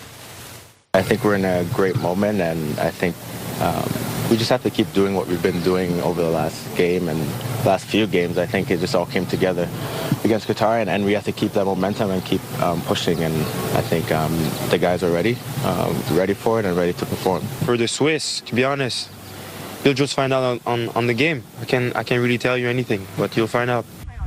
The match against Switzerland will kick off at noon on Wednesday in Vancouver. The Group B winner will get a knockout match in Vancouver on July 2nd. The Hockey Hall of Fame's class of 2026 has been revealed. 6-time Selke Trophy winner Patrice Bergeron is among 5 players to get the nod. He won the Stanley Cup with the Bruins in 2011. Also honored, Montreal Canadiens star goalie Carey Price, who played for the Habs for 15 seasons. They're joined by Vezina-winning goalie Pekka Rinne, power forward Keith Tkachuk, and Team USA record setter Cindy Curley. Former Toronto Maple Leafs and Anaheim Ducks general manager Brian Burke got the nod in the Builders category. The induction ceremony will be held in November in Toronto, on the 9th to be exact. Let's get to the weather forecast. Rain, go away. Yeah, well, we are going to be seeing some more rain in the province today. The likelihood of seeing it in Regina has been going down, but I'm going to give you an updated look here in just a moment. In Regina right now, we're waking up to 12 degrees with that mix of sun and cloud. Winds have gone up slightly, but they are still very calm. We're at 11 kilometers per hour right now. In Saskatoon, still stuck at 13 degrees with those overcast skies. Not a whole lot of sunshine to start the day. Winds still coming in at 22 kilometers per hour. Let's turn our attention to temperatures across the province. Our hot spot this hour is no longer Buffalo Narrows like it was last hour. You are seeing La Ronge at 16 degrees. That is also not our hot spot. It's actually Collins Bay at 18 degrees already to start the day. 12 degrees in South End, 13 degrees in Prince Albert, and 12 degrees in Melville. Down in the south, 9 degrees to wake us up in East End, although that is not quite our cold spot this hour. We're talking about Cypress Hills Provincial Park, sitting at about 7 degrees. 11 degrees, though, through Swift Current, 13 for Moose Jaw, and 13 degrees in between Yorkton and Estevan as well. Later on into the afternoon, we are seeing temperatures pretty similar to what we saw yesterday. A little bit warmer through central Saskatchewan and a little bit cooler through southern Saskatchewan, although all of these temperatures are below the seasonal average. 18 degrees for Saskatoon this afternoon, 17 degrees for Regina, 18 degrees for Weyburn, and 18 degrees for Estevan. We are seeing a lot of that rain on your screen, the risk of the thunderstorms returning yet again today. Now, again, the amount of rain that we're seeing in Regina has gone down significantly. Saskatoon still expecting to see some more of that rain, though. Yorkton and Estevan, that's where we're currently seeing most of the rain falling today. That system is really straddling that border with Manitoba. Wind gusts will be remaining fairly low yet again today. Where we're going to be seeing the highest gusts are all those areas down south, lighting up in yellow, could be just barely surpassing 40 kilometers per hour. Here's a look at your 7-day forecast. Not quite as daunting as what we saw yesterday, although there is still a lot of that rain to come. Thursday, though, that's the day we're expecting to be seeing a break from that rain from many places across the province, up to 22 degrees. 24 on Friday with a very light amount of rain returning on that day, and more rain expected for the weekend, Saturday and Sunday, with that high of 20 degrees. In Saskatoon, up to 21 degrees tomorrow. Again, still seeing that risk of a thunderstorm, though. 23 degrees by Thursday. Again, that's the day that we're expecting that break from the rain. 24 on Friday with the rain returning, and 20 degrees for your Saturday and Sunday.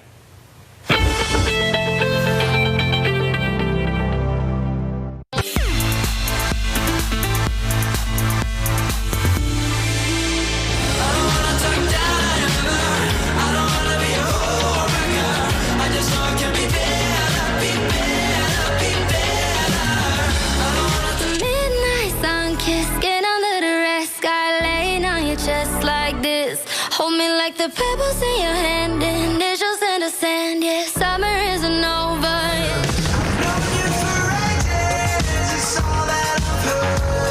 My friends are in love with American girls. I see it all over the world. My friends are in love with American girls. All right, it's the cutest time of the week. It's time to meet our pet of the week at the Regina Humane Society with Bill Thorne. Bill, who do you have with you this morning? This morning, I've got a beautiful lady named Osiris. She's about 9 months old, and a beautiful, beautiful brindle coat on her. As you can see, a little bit of white patch on her chest there. Really, really super dog. Still quite young at 9 months of age, so she's still got some puppy energy and wants to do things. We're outside for a few minutes. I think she wants to go back out there, and she's looking at something out the front door. I'm not sure what that is, but she is going to be a lot of fun for sure. As you can see, she's very affectionate. We'll need a little bit of time for some manners and stuff like that, but overall, super, super dog. She's also one of those dogs that gets a little barky in her kennel, so unfortunately, a lot of people kind of go, walk to the next one. But if you want to have a look at her, ask our kennel or our adoption staff to get around the kennel for you. She's a super, super girl outside. Oh, that's fabulous. An energetic girl looking for an energetic home. I hope she finds it. Let's talk about summer, because we are now officially into summer, which is super exciting. How is registration going for your summer camps? Really well. We've got 4 camps that are happening this summer. 1 is full already, and the other 3 are getting very, very close. So if you'd like to get your kids into that, for kids between 7 and 12 years of age, all kinds of games and crafts and tours of the facility. We'll be spending time with our vet staff, animal protection staff, learning all about animal welfare and care, all through the lens of kindness for sure. And we hope that you'll register your kids for that before the spaces are gone. Looks like Osiris is just saying, come on, talk about me again. Talk about me. I really want to go home. I'm the star of the show here. Let's also talk about summer travel, because that's obviously something that is top of mind for a lot of families right now. How are we keeping our pets safe on those summer road trips? Well, you certainly want to, think ahead to what you're going to be doing, how you're going to be traveling, and where you're going. Make sure they've got their vaccinations up to date. Take with you any vaccination papers and such as well to make sure you can prove that. Check out the laws and bylaws for the places you're traveling to. Always, of course, have water for them when you're traveling, and make sure they're secured in your vehicle as well. So if something happened, everyone inside is going to be safe. All right, lastly, before I let you go, we only have about 30 seconds left, but the Friends for Life lottery is on now. Tell us about that. Yeah, very important fundraiser for us. You can win up to $10,000 in the grand prize and the $5,000 early bird prize. I think you have to get your tickets by August 6th for that, and all kinds of other smaller prizes as well. So make sure you get in on that. Of course, you have a chance to win some dollars and cents, but also you'll be helping animals like Osiris here, who need us each and every day here at the Humane Society. All right, I think Osiris wants to get to her morning walk, so we will not delay you any further. Have a great day, Bill. Hey, take care. Here's what's happening in our community. Moose Jaw's Western Development Museum is marking its 50th anniversary on June 26th from 9 a.m. to 5 p.m. There is free admission, but donations are welcome. The Rhubarb Festival is June 27th, 9 a.m. in the village of Paynton. Email barbfest25@hotmail.com. Running Wild Rescue is having their Bark Day Bash on June 27th and 28th at 8025 Sherwood Drive. Call 306-540-8507. And Drop Zone is on August 22nd. Be a real-life superhero and raise funds to support Easter Seals Saskatchewan. Spots are limited. Register now at dropzoneyqr.ca. Submit your event to our community by visiting our website, ctvregina.ca, and click Community Calendar or scan the QR code on your screen.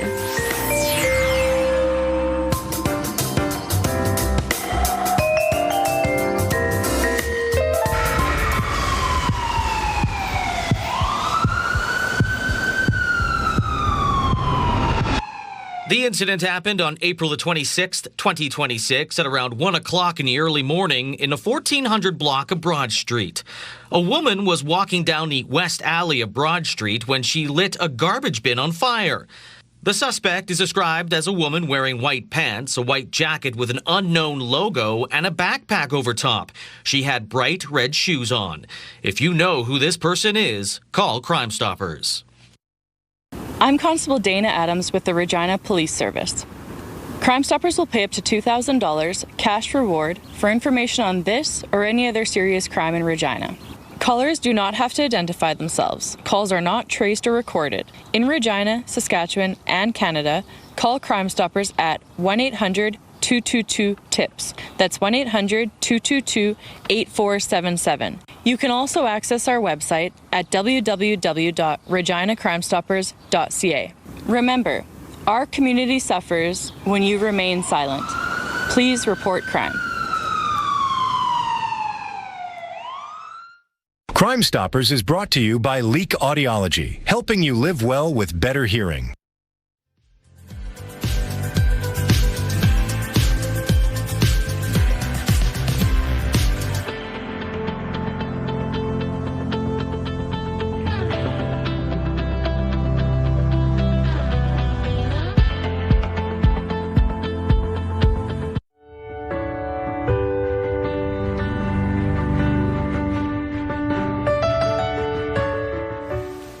All right, time to check in again with Arden Lloyd. He has a preview of the sunset ceremonies at Depot. Arden, good morning. Good morning, Jeremy. That's right. Preparations are underway for the first sunset ceremony here at the RCMP depot on July 1st. I'm joined by Sergeant Major Mike McGinley. We have the wonderful lawn crew out here, grounds crew, getting all ready for the event. They're getting things ready so we can invite the people of Regina to come join us for the sunset ceremony. They make this place look beautiful. And for anybody who may not be entirely familiar with what the sunset ceremony is, what does it entail? What goes on here? It's an old military tradition where the garrison used to call the troops back onto the base and they would lower the flag, and that would show that their duty was done for the day. We've sort of taken it and used it as an occasion where we can invite the community into our home to see a little bit of what we do. And what drills go into it? What can people expect to see? They're going to see a troop marching, doing foot drill out on the parade square. We've got a couple artillery pieces, so we're going to be firing some cannons, and everybody loves a big boom. Our band will play, the cadet band, and then we'll lower the flag at the end of the ceremony. The big boom, like you said, it is a big showpiece. What goes into sort of the selection process for who's in the marching portion, who's working the guns, and obviously who's in the bands? Well, some of it has to do with where the cadets are in training, and they have to be able to march for a start, so they're at that stage. With the guns crews, we're a little more selective because they have to learn some specialized drills to fire them. And this is a tradition like no other here at the depot. When do the sunset ceremonies start? Our first one's going to be on July 1st. We're going to celebrate Canada Day. And then we've got a show on the 7th, 14th, and 21st. The show on the 7th, we're going to celebrate first responders. On the 14th, sport in Saskatchewan is going to be our theme, so we want the folks that come to visit us to wear their favorite jerseys. And the last show is going to be to honor our Canadian Armed Forces. Outstanding. Well, you want to be here on July 1st for the first sunset ceremony of the 2026 season. Gates open at 5:30 p.m. Great, Arden. Thank you very much. We'll see you again in a little while.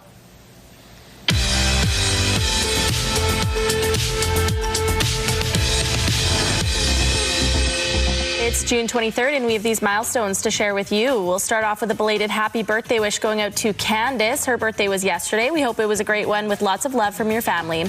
Also, now another year older is Lorraine, marking her 80th milestone. Happy birthday and best wishes from your family and friends. Turning 55 years old is Juan. Rebecca sent in this photo to say she hopes you have a fabulous day and many more happy years to come. A big happy birthday going out to Xavier. Your family says they love you so much. Enjoy your 8th birthday. And we're sending wishes of congratulations out to Ella today as she graduates from Martin Collegiate. Your family says they are so proud of you. Milestones, brought to you by Harbor Landing Village, an award-winning senior care and living community in Regina. If you have a milestone coming up, send us an email to yourmorningsaskatchewan@ctv.ca or simply scan that QR code on your screen. Please send those in at least one day in advance.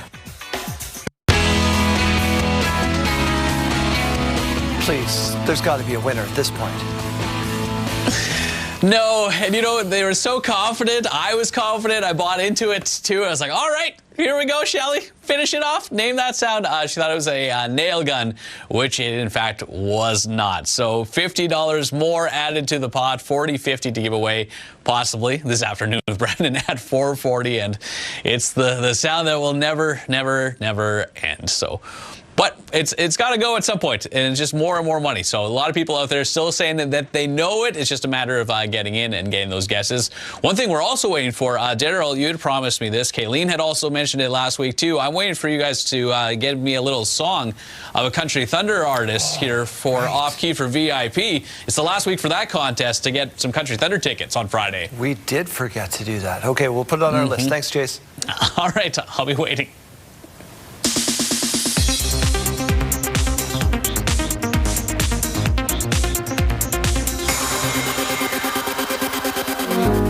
Spark in the dark and my clothes will caught a flame. You should feel how I feel when somebody says your name. Olivia Rodrigo seems pretty happy for a woman with a #1 album. You seem pretty sad for a girl so in love just debuted atop the Billboard 200.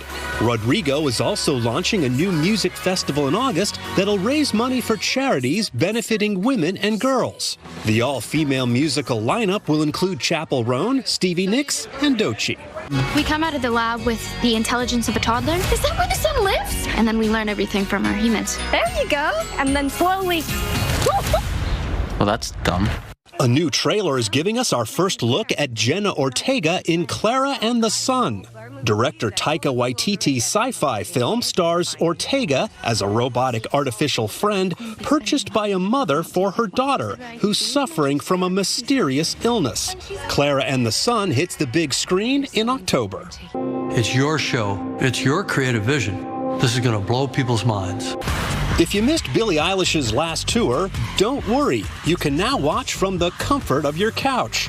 Billie Eilish, Hit Me Hard and Soft, is now available to buy or rent on digital. Co-directed by Eilish and James Cameron, the concert film provides a VIP all-access pass to the sold-out tour. In Hollywood, I'm Douglas Hyde.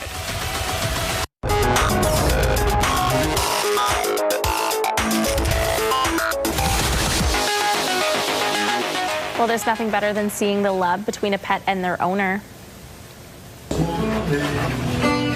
You just remember what your pal said, darling. You got a friend in me. serenading his best bud, Gerald the rabbit. Great name. Yeah, the bunny looks quite content listening to his dad play his favorite song, You've Got a Friend in Me by Randy Newman. So lucky to have a friend in him. Our Brenna Engel is a big rabbit person, knows one. I bet she does this to Pippin every day. I'm fairly certain that Alex, who works here as well, has a guitar. He does has a play guitar, I think, yeah. So this probably happens in their home. Jam session. It's a gardening season, which is not always glamorous. From LA to Tokyo, I'm a hobbit. Dirty. That's the what do you thought versus the reality of, maybe exaggerated reality, but still. I mean, anything that I do outside, I just look sweaty and gross and dirty because I hate the sun so much. If I step outside in the sun, I get a headache immediately. I start sweating immediately. It's not for everybody. Maybe you'd rather enjoy these conditions, Kayleen, like these campers.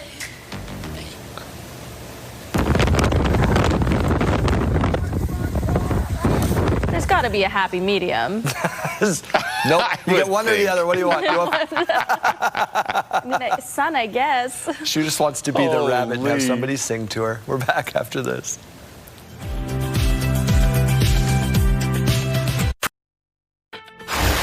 It's Tuesday, June 23rd. Hearing 5 gunshots, that's scary, especially in a small little village town like this of Melville. 2 RCMP officers hurt while responding to a call in Melville. We are writing the next chapter in one of Canada's greatest industrial success stories. Ottawa has a new strategy in nuclear energy, which includes doubling the number of jobs in the industry. London isn't just calling, it's cooking. The head of the UN is once again warning about climate crisis during a deadly heat wave in Europe. Stay with us, Saskatchewan. Your morning starts right now.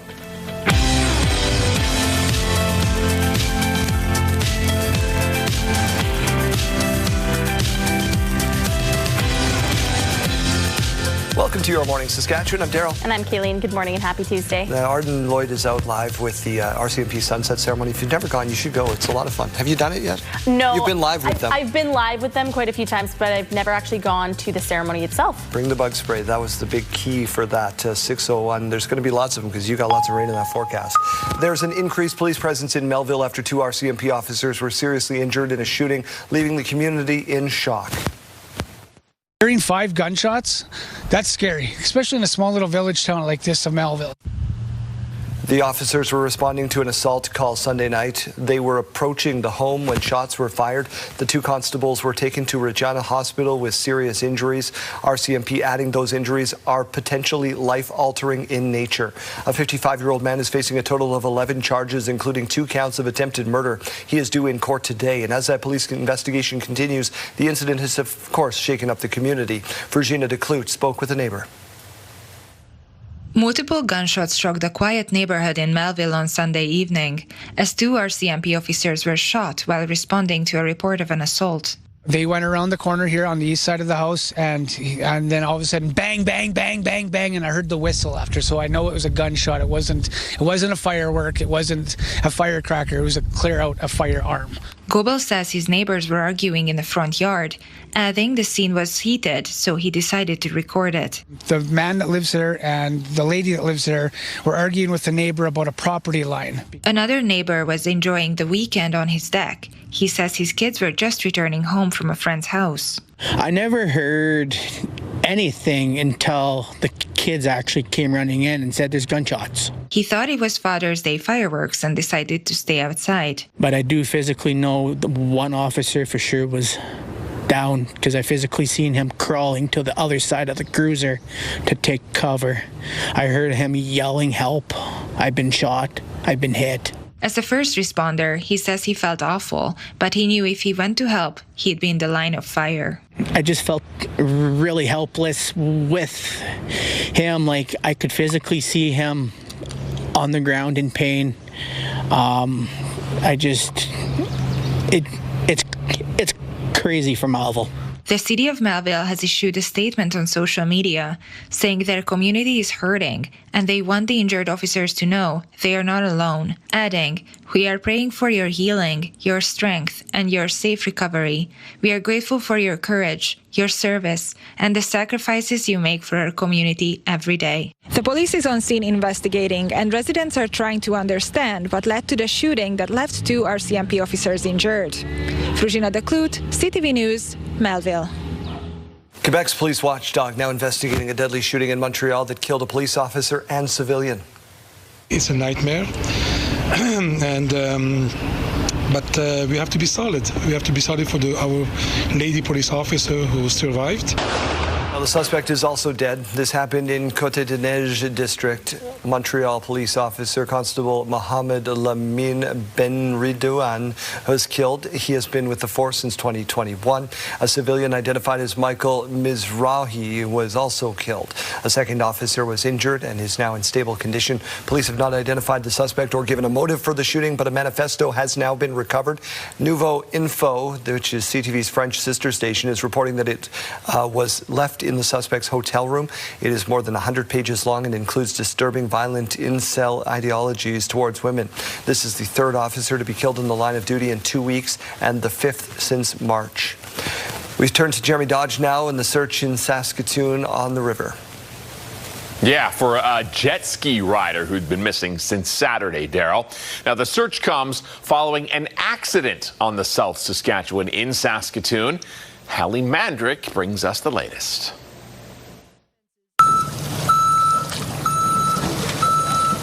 The Saskatoon Fire Department has spent the past 2 days searching for an individual who went missing after entering the weir of the South Saskatchewan River over the weekend. The person entered the weir while riding a jet ski shortly before 5 p.m. on Saturday. After fire crews attempted a rescue with specialized equipment, the rescue efforts transitioned into a recovery mission. The jet ski has been recovered and turned over to Saskatoon police. Meanwhile, 2 watercrafts have been dispatched to search the shoreline and the river south of the weir using sonar, and the public has been asked to avoid the area. In a recent news release by the City of Saskatoon, the public was warned that higher than usual water levels have created an increased risk to public safety, urging people to stay off the river, adding that the current flow is around 296 cubic meters per second, which is nearly double the typical flow. Someone identifying themselves as a family member of the jet ski driver has identified him as a Don Vargas. The family told CTV News that they are located in Mexico and Vargas had been living in Saskatoon. According to a statement shared by the family, they are urging anyone with information regarding the incident to come forward. Hallie Mandrick, CTV News, Saskatoon. Well, Daryl, time to update the Saskatchewan health card. Which includes, Jeremy, making sure your mailing address is up to date. 2026 is a renewal year, and eHealth is going to start sending out those stickers in September. You can make changes through eHealth. The new stickers will run until 2029. The province is waiting to read the fine print attached to additional federal funding for $10 a day childcare before getting too excited about it. On Friday, the federal government said it would distribute $5.4 billion over the next 2 years to support $10 a day childcare across Canada. Yesterday morning, the Education Minister of Saskatchewan said more money was necessary to keep that program viable, but he's not sure what Saskatchewan's portion of the funding will be or how it will impact you just yet. As Europe swelters in a record heat wave, the head of the UN is calling for faster action on climate change. Crisis number 1, climate chaos is accelerating before our eyes. We have just lived through the 11 hottest years ever recorded. France just went through its hottest Monday to Tuesday since records began. At least 18 people have died in the country due to the heat, with temperatures soaring into the 41-degree mark yesterday. The UN Secretary General was speaking in London, where they too are dealing with extreme heat. Calgary had quite a showing at the Canada-wide Science Fair in Edmonton last month. 17 students showed off their projects alongside the country's best, and a grade 9 student took home a number of awards with their alternative to biodegradable plastic. Kevin Fleming reports. It's transparent and looks similar to plastic products, but what Gayatri Sakarkar dreamed up for her science fair project is very different. She's developed an alternative covering that farmers can use on their crops, and it's environmentally friendly. A lot of biodegradable alternatives have emerged, but these alternatives still release microplastics because they are often derived from petroleum-based biopolymers, and hence there was a need for a more safer alternative, which is what I created. The 15-year-old spent months researching and developing her product outside of her schoolwork and designed an organic solution. Polysaccharides are long chains of sugars, and they are derived from simple materials like orange peels and pineapple peels. And through extracting these sugars from these waste materials, I was able to create a low toxicity plastic, yet with also like affordability and similar effectiveness to conventional films. Her project earned her a top 6 at the Calgary Youth Science Fair and a gold medal at the national event in Edmonton. You could tell that she did this herself, kind of originated the idea, developed the procedure, did all the work, and then solved a real world problem from start to finish.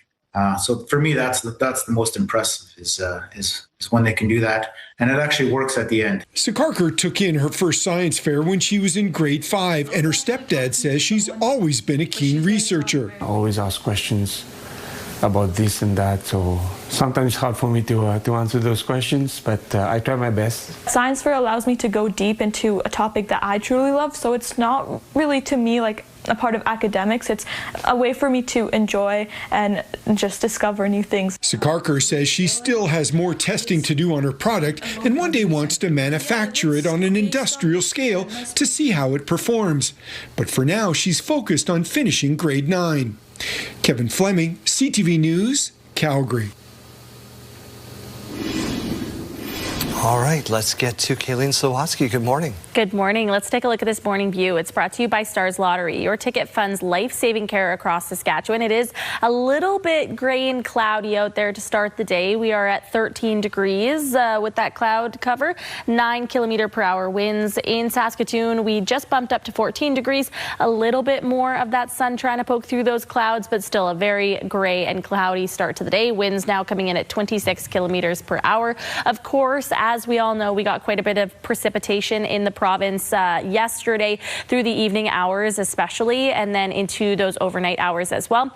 All those colors lighting up where we saw that storm activity, more of that storm activity concentrating over in Manitoba late yesterday and through those overnight hours. We are expecting to see a little bit more of that today. This is a current picture right now. We're seeing some precipitation in areas around Saskatoon, the Parkland region.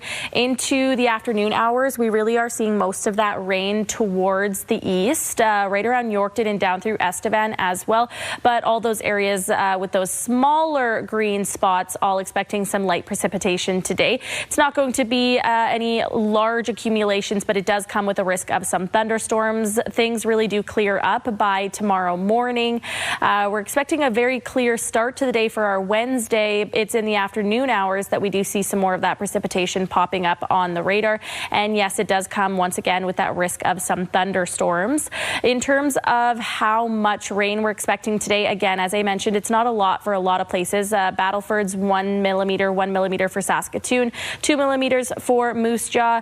We've been seeing the number in Regina kind of fluctuate a little bit this morning. Right now, we're sitting at 0, so could still just be a little bit of spitting in terms of that rainfall. More of that rain over towards Yorkton and Estevan, though, between 6 to 7 millimeters on the way. In terms of temperatures today, a little bit warmer through central Saskatchewan and a little bit cooler through the southeast corner of the province. All of these numbers, though, are once again below that seasonal average. 21 degrees for the Battlefords, 18 for Saskatoon, 17 degrees for Regina today, 18 degrees for Weyburn and Estevan, and 16 degrees for Yorkton.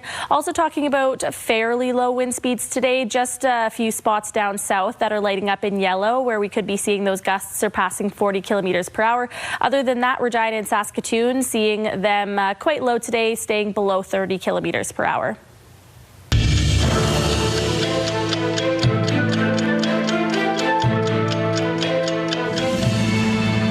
Let's take a look at this day in history. June 23rd, 2016, the UK voted to leave the European Union. June 23rd, 1985, a bomb exploded on an Air India flight 182 en route from Montreal to Delhi, killing all 329 people on board. June 23rd, 1887, the Rocky Mountains Park Act became law in Canada, creating the first national park in the country, which was Banff National Park. Vicky Vale. Bruce Wayne. And what do you do for a living? 1989, the movie Batman, directed by Tim Burton, starring Michael Keaton and Jack Nicholson, premiered.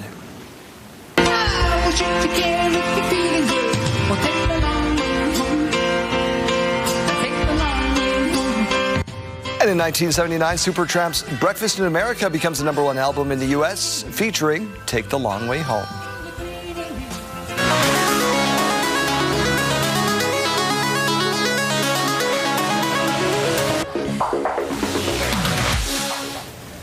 Well, in case you missed it, kite enthusiasts from 26 countries are in Denmark this week for the annual Kite Festival.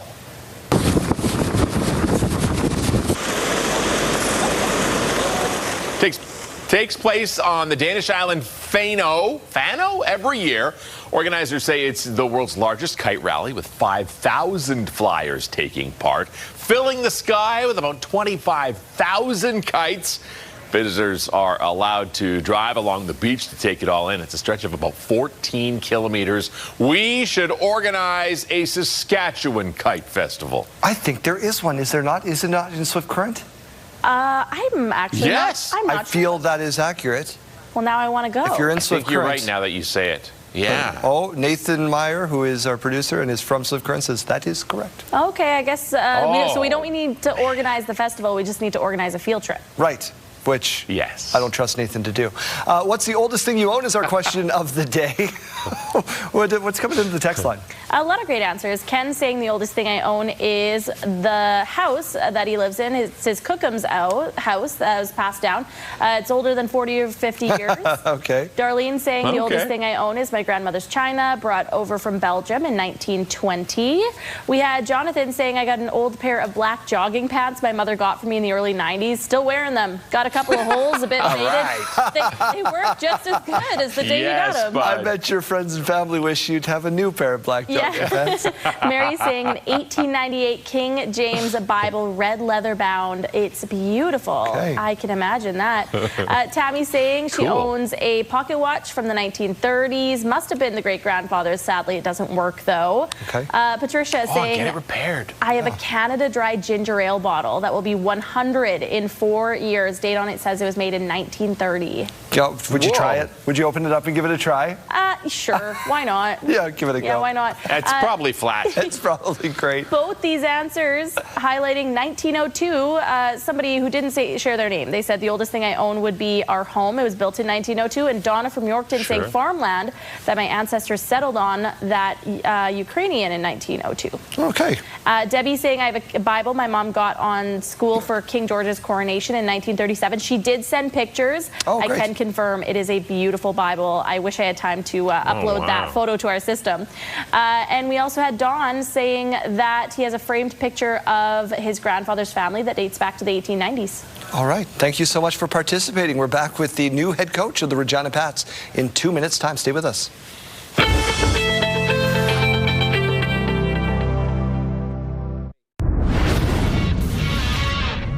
Hello there, Adam Scully with you inside the Sports Center newsroom with your must-see moment from Monday. For that, we'll head to the World Cup. Argentina, Austria, as Lionel Messi breaks the all-time men's World Cup goals record with number 17. He'd score 18 later in the match to pass Marta, setting the all-time record among both men and women. And that is your must-see moment from Monday. Today on TSN, we've got more action from the FIFA World Cup as Portugal takes on Uzbekistan. It all starts at 12:45 p.m. Eastern across the TSN network. That's all for now from the Sports Center newsroom. Have a great day.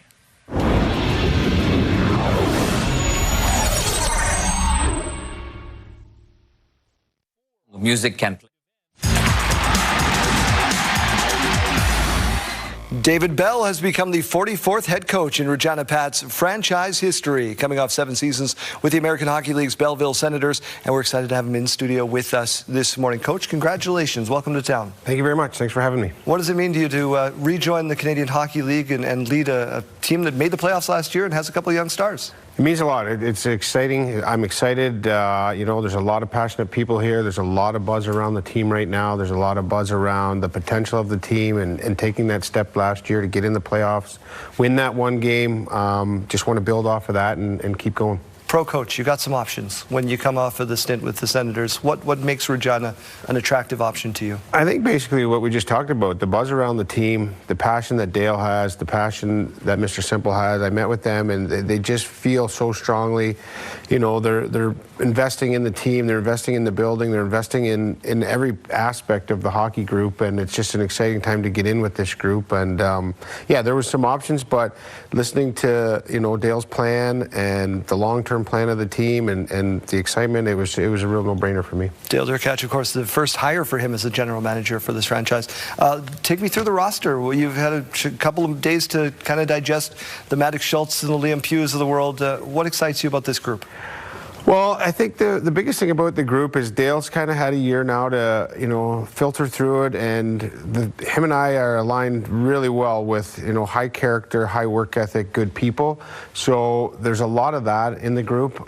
Just started to talk to guys actually yesterday through text messages, have some meetings set up with some players today actually, but they're a tight group. Like that's what Dale talked about, and Tristan has talked about with me, that last year they kind of gelled together as a tighter group, hung out more together, went to lunch together, and that's what I feel is more important than, maybe a certain skill set on the ice, that they start to bond together as a group. So we are a full province show, so we got viewers from the Moose Jaw Warriors area, the Prince Albert Raiders, Saskatoon Blades, Swift Current Broncos. What does the David Bell Regina Pats look like?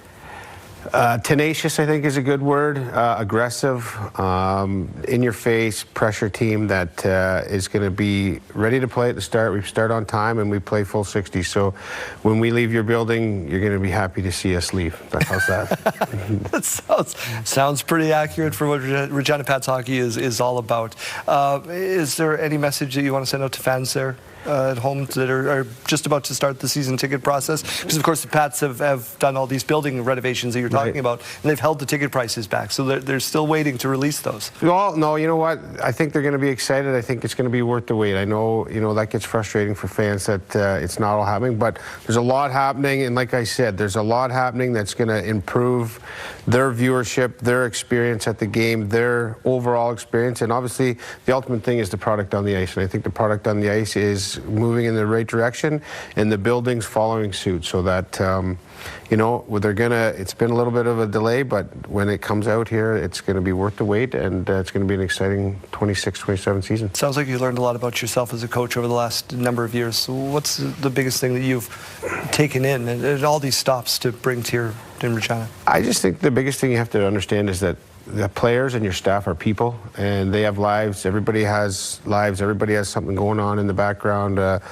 family at home, a brother or sister at home. That's in their brain too. It's not just they're hockey players. And obviously, we love seeing that 3-hour window of them play hockey. But there's 21 other hours in the day that you have to worry about as a person. So, if we can connect with them on a people-person level, and make that tick and make that intertwine with their hockey player, I think they become better hockey players. So true. Welcome to town, David. Appreciate your time this morning. ReginaPats.com for everything you need to know.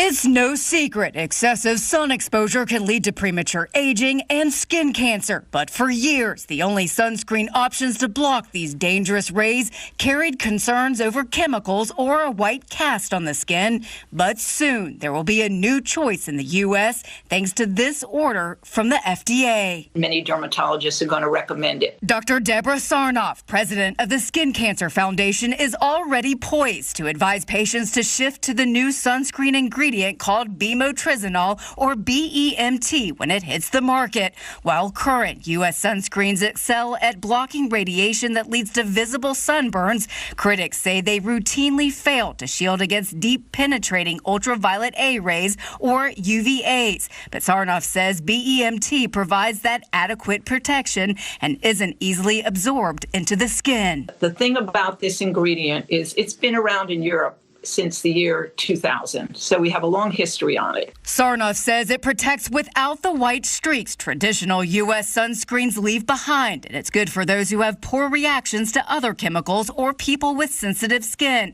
It'll need to be applied just like other sunscreens, 15 to 20 minutes before sun exposure, and then reapplied every 2 hours and after swimming or sweating. We really feel that this is going to save lives because people are going to use the sunscreen that they like, that feels good, smells good, and that's cosmetically elegant. For Health Minute, I'm Mandy Gaither. Health Report, brought to you in part by SEIU West, Saskatchewan's first healthcare union.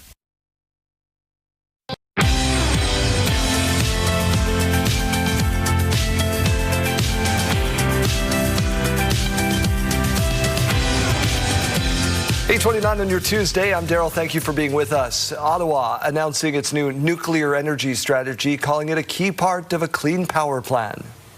If our goal is to double our grid and reach net zero by 2050, there is no credible plan for Canada to do that without nuclear energy. So this plan would see 10 nuclear reactors built and double the number of jobs in the industry over the next 10 years. Ottawa also wants to get into 4 international markets by 2040. The strategy doesn't earmark money for any specific projects. Ottawa says that's what the Canada Growth Fund and Infrastructure Bank is for. Prime Minister Mark Carney was not part of crafting the strategy because he was previously involved with companies in the industry. Kingston could become a potential stop for Canada's new high-speed rail project. This idea of the potential for a rail hub where Via and Alto would interconnect, that I think has tremendous potential and a great impact for Kingston and the region as a whole. The federal transport minister is now asking Alto to look at including a stop in Kingston for the project that would connect Quebec City and Toronto. Outside the announcement, dozens of people gathered to oppose the plan, saying it will impact their homes. Alto is looking at 2 possible routes with construction slated to begin in 2029. Estimated cost between $60 and $90 billion. A wildfire continues to burn out of control on the outskirts of Linton, BC, with dozens of people being kept out of their homes. We have learned one home outside the village has been lost to flames, and officials are waiting for it to be safe enough to assess if there's been other damage. This comes nearly 5 years to the day since the community was almost wiped out by wildfire. Penny Daflos reports. The smoke only tells part of the story because the flames are tough to see in steep and difficult terrain. The Saw Creek fire continues to burn out of control despite days of attack. We've been really working on that fire perimeter and securing that edge. Anytime flames threaten homes and trigger evacuations, it's serious.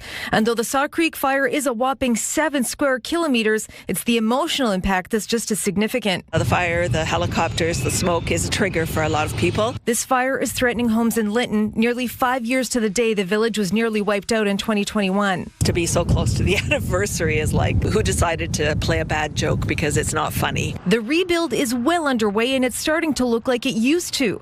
But with charred reminders of the devastation all around, residents have been hard at work removing hazards. A lot of our fuel was removed in 2021, and so some of the threats to the village here itself aren't as imminent as they might have been. From a distance, everything looks nice and green, but there's a reason that the BC Wildfire Service has designated Linton and the immediate area as having an extreme fire danger risk, and you can see it and hear it when you get close to the vegetation. In fact, much of British Columbia is now under moderate to high fire danger, with pockets of extreme risk near some big communities, including those that have seen devastating fires before. There's always pockets of unburnt fuel. 50 structural firefighters are in Linton, helping 150 wildland firefighters on the ground with 10 helicopters in the air. Steep terrain and the topography in the canyon is certainly a concern, and obviously it is more challenging for work to happen, for our crews to be able to get up into those higher elevations. All doing their best to defend a village determined to survive. Penny Daflos, CTV News, Linton. 14 active wildfires burning in Saskatchewan right now, by the way, and 6 flooding incidents, according to the Saskatchewan Public Safety Agency. And they're dealing with flooding at Edmonton, too, after days of heavy rain. Jeremy Thompson with the impact. The water is high in this storm pond in North Edmonton, in some parts washing over a walking path. Extra swimming space for this mother and her ducklings, and an inconvenience for this man on his daily walk. But he says at least his walkout basement is dry. My basement is fine because I do have a slope on my grass. Despite heavy rainfall for the last week or so, and especially over the weekend, EPCOR says stormwater facilities like this are working as designed. You will see higher levels than normal, and they're doing their job. Anthony Nardi says his team responded to more than 600 calls on Sunday alone. Crews were dispatched to clear catch basins and drains. Ensuring that things are flowing where they're supposed to. Not everything flowed where it was supposed to. Just before 11 o'clock, a dock with some boats still attached dislodged on the North Saskatchewan. Edmonton Fire sent its jet boat to intercept, but crews decided it was unsafe to do so. There's the dock with some boats still attached to it, floating just under the high-level bridge at this point. Took maybe a half hour or so for it to get from Laurier Park to here. All 5 boats appear to have stayed attached to the dock after hitting the high level as the CTV drone tracked it downriver. Elsewhere, the newly renovated pool at Coronation Rec Centre is closing due to weather-related flooding, and the West Lawn Cemetery is also dealing with the deluge, some graves inaccessible due to large puddles. It's enough pressure on the drainage system that EPCOR is calling on Edmontonians to help. Continue to conserve water right now will make the system more resilient over these coming days, so the rainfall can make its way through the pipes and open them up so we can return to normal use. EPCOR says you should cut back on washing dishes, clothes, and yourself as much as possible, as more rain is expected this week. Closer to home, a Saskatoon business group is optimistic about a potential partnership that could see the land for the downtown arena in Saskatoon become an urban reserve. Laura Woodward with reaction. Saskatoon is embarking on a journey to create a downtown event and entertainment district. A district that could sit on an urban reserve. An urban reserve is land purchased by a First Nation that is granted reserve status by the federal government. Once designated, the First Nation assumes jurisdiction over the land and city bylaws no longer apply. Agreements are then put in place to outline how the city and First Nation will work together going forward. City administration is suggesting Saskatoon explore a partnership with Muskeg Lake Cree Nation as an opportunity to advance the downtown event and entertainment district. Muskeg Lake approached us and they asked if they could partner with us. At this stage, Mayor Cynthia Block says City Council is not being asked to approve an urban reserve, but rather allow negotiations to see what might be possible. This is the next step, and it could be a mighty one. The Saskatoon Chamber of Commerce is optimistic. It's an idea worth pursuing. The potential partnership with Muskeg Lake Cree Nation comes after the city rejected a deal with an American-based venue operator, leaving a major funding gap for the project. I think sometimes there's perhaps greater certainty and comfort dealing with local partners versus those from away, only because those local partners are already very invested here. Muskeg Lake Cree Nation is no stranger to urban reserves in Saskatoon. It created Canada's first commercial urban reserve in 1988 and has several properties in the city. In a statement, Muskeg Lake Cree Nation says this is just the beginning. Nothing is final, but the conversation is worth having. The potential partnership is set to be discussed here at City Hall on Wednesday. Laura Woodward, CTV News, Saskatoon. The Miami Heat have won the Giannis sweepstakes. Reports say the Greek Freak, that's his nickname, not something I'm calling him, has been dealt to the Heat in a package that includes 3 players and 3 first-round picks. The Boston Celtics were said to be the other team in the running. This trade ends months of speculation over Giannis, his future. He spent 13 years in Milwaukee, winning the title in 2021. Bucks, however, have only won 1 playoff series since. The trade means Milwaukee will have 2 picks in tonight's NBA draft. The Raptors will pick 19th. We want to get you to Shakespeare on the Saskatchewan. That's right. Shakespeare on the Saskatchewan returns for its 41st season with Much Ado About Nothing and Julius Caesar, and we want you to catch that performance. Enter online at ctvsaskatoon.ca or ctvregina.ca for your chance to win a pair of tickets for a July performance. All right, let's turn our attention back outside. We're starting to see a little bit more sunshine out there, but overall it's been a very cloudy start to the day across Saskatchewan. We're at 13 degrees right now, winds coming in at 9 kilometers per hour. In Saskatoon, we're at 14 degrees. Again, a mix of sun and cloud, but a whole lot of that cloud. Winds coming in at 26 kilometers per hour. Let's turn our attention to those current temperatures across the province now. Our hotspot is still Collins Bay, already up to 20 degrees. Just below that, La Ronge at 18 degrees, Buffalo Narrows at 16, Stony Rapids at 16 degrees as well. 14 degrees in Hudson Bay and 13 degrees in Melfort. Down in the south, East End now up into double digits at 10 degrees. 11 degrees in Swift Current, 13 in Estevan and Weyburn, and 12 degrees to wake you up in Yorkton. Later on into the afternoon hours, we're seeing temperatures a little bit warmer through central Saskatchewan compared to what we saw yesterday, but a little bit cooler through the south, especially down through the southeast corner of the province. In Regina, we'll be peaking about 17 degrees today, 18 for Weyburn and Estevan, 18 for Saskatoon as well, 21 degrees for the Battlefords with that mix of sun and cloud though, and 21 degrees for Prince Albert this afternoon as well.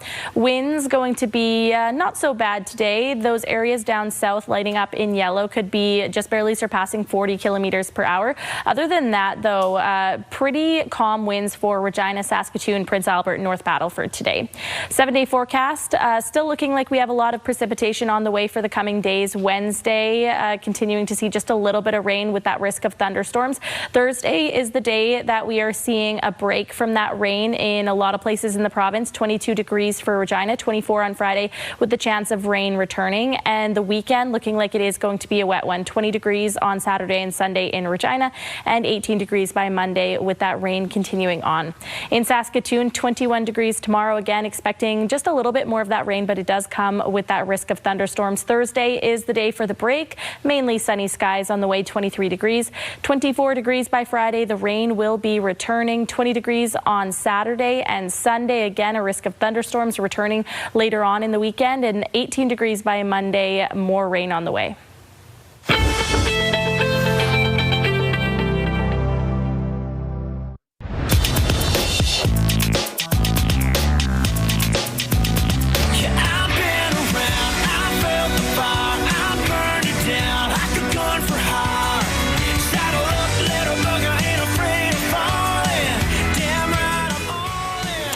Brett Kissel will headline what organizers of the project are calling their most requested project ever. It's the Young Fellows Kickoff to Summer concert in the park, and it's happening in Weyburn on Thursday. Jeff Chessel is with us via Zoom this morning. Now, we did say it's called Concert in the Park, but we've had a venue change, I understand. Yeah, we sure have, due to this great Saskatchewan weather. We're now changing to a parking lot, Daryl. So I'm just on location now. We're just getting, as you can see, the stages behind us. We're getting all set up, and we'll be ready for Thursday, though. Let's back up just a second and tell people out there what the Young Fellows are all about. Yeah, Service Club in Weyburn, we've been around since 1922. We've been giving back to the community for over 100 years. This is what we do. We love giving back to every major project, to every service group out there. So, as we say, we serve. So now we're serving a nice big event for the community here and Southern Saskatchewan. Big event, and you got great big acts coming. You've got Brett Kissel, Took. If you've never heard of Took, this is a super group. Look them up. It's worth the while. And also the Johnner Brothers, a Saskatchewan favorite. You said this was one of your most requested events. Who's been asking you for this? How long has this taken to come together? So back in 2022, we had a similar event with some local talent and some of our favorites from Weyburn, like Tennille Arts. And so people have been asking since 2022. We decided, I guess last fall, let's put another one on. And with support from Weyburn Tourism, we actually have a commitment for 3 concerts. Dad's a member of the Elks of Canada. I know service groups give back to communities in big ways. Where's the money from this going? We don't specifically for every project put it to one specific item per se or a certain focus, but it all just goes back to the community in the end. We'll be meeting in the fall, and all money's raised. We'll just go 100% back. To bring these acts to the community and share this, some good summertime fun, despite, I guess, some of the rainy weather we've experienced. Yeah, definitely. And even though it's in a park, it's still going to be the same great event. We have lots of food vendors. We have lots of merch tents. We have a lot of bars. We're set up, and we'll be ready for Thursday on a nice sunny day. All right. So is this a free event? Do we have to get tickets? What's the deal here?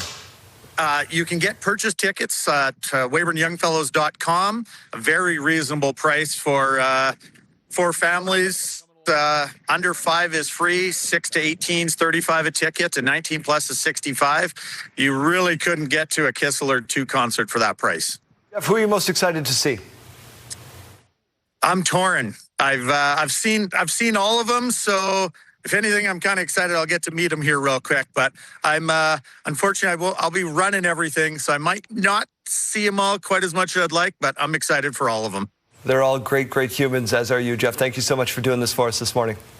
Thank you very much. Have a great day.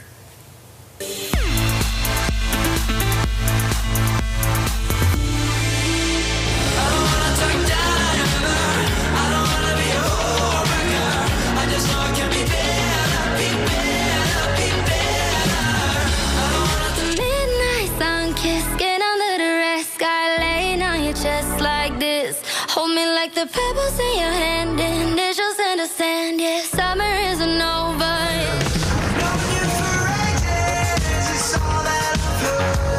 My friends are in love with American girls. The city is all over the world. My friends are in love with American girls.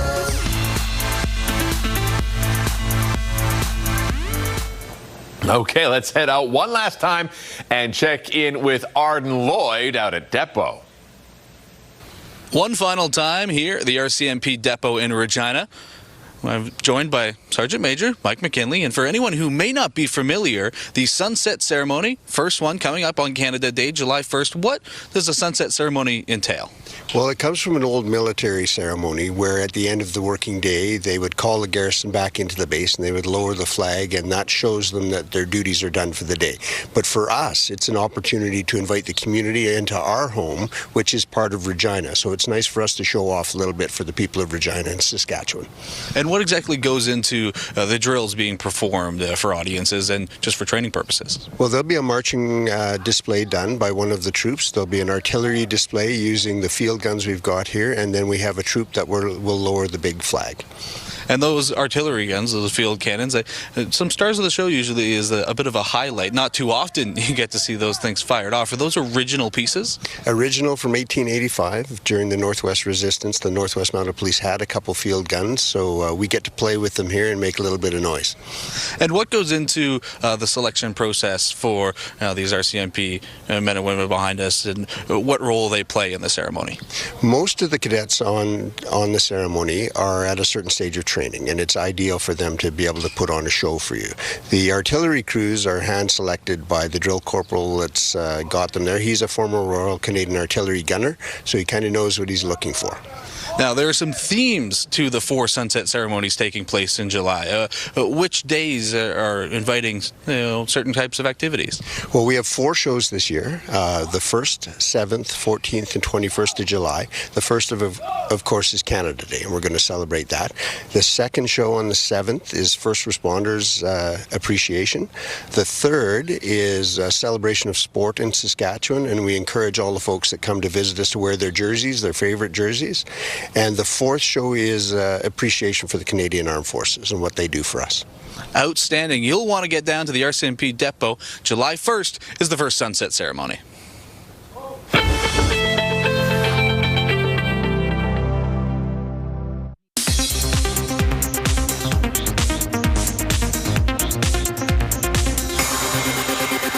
For 7 decades, Clive Davis helped to shape music history, working with icons and making more than a few along the way.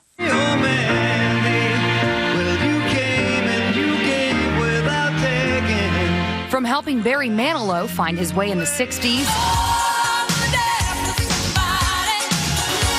to taking a chance on a teenager named Whitney Houston in the 80s. You either got it or you don't have it.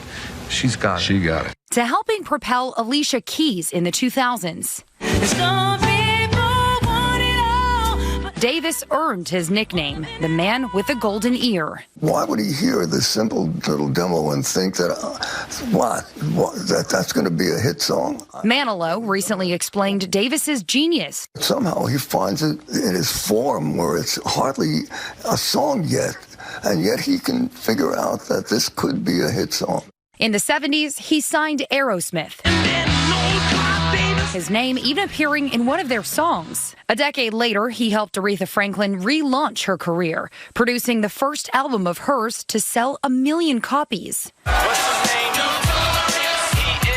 And despite admitting he never quite understood rap, he helped found Bad Boy Records, which became home of some of the genre's biggest names, including the Notorious B.I.G. Even into his 80s, Davis never stopped making stars. And into his 90s, his annual Grammys party was still the hottest ticket in town. This year, no different. Davis was there introducing musical acts one final time. Ladies and gentlemen, welcome the fabulous Olivia Dean.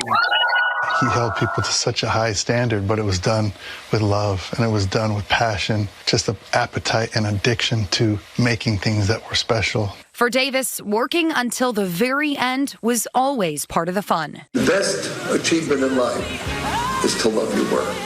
It is no greater reward to not count hours and know that you're energized by it. Clive Davis was 94. Hannah Batab, ABC News, New York.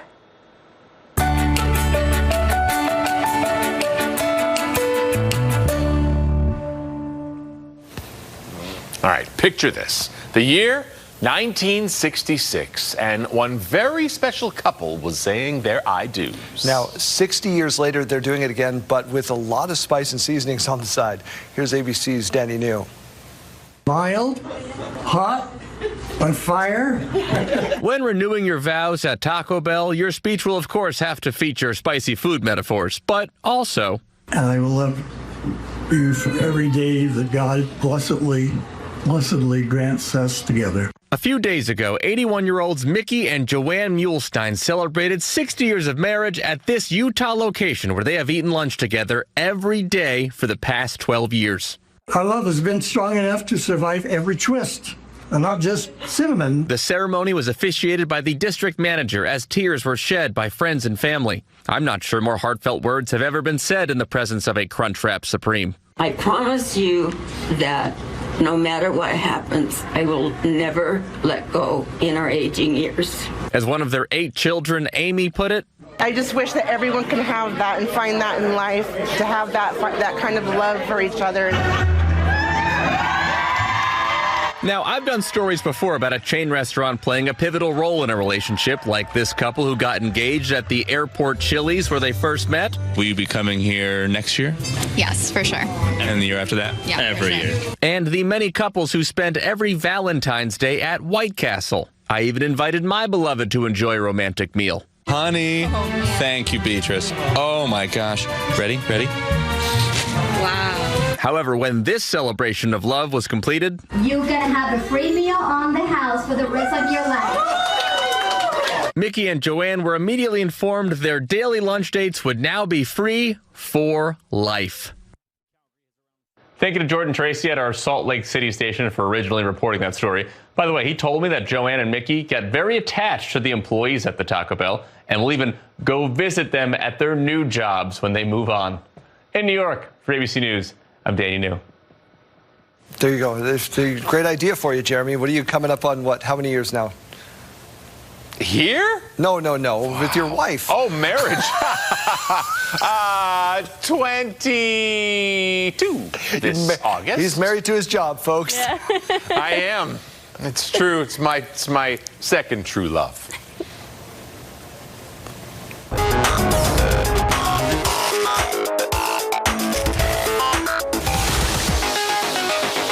You're going to be in trouble if she sees that clip. No, she doesn't watch.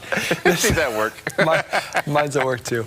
This summer will mark the 10th anniversary of the Tragically Hip's final concert in Kingston, Ontario, and plans to celebrate are already underway.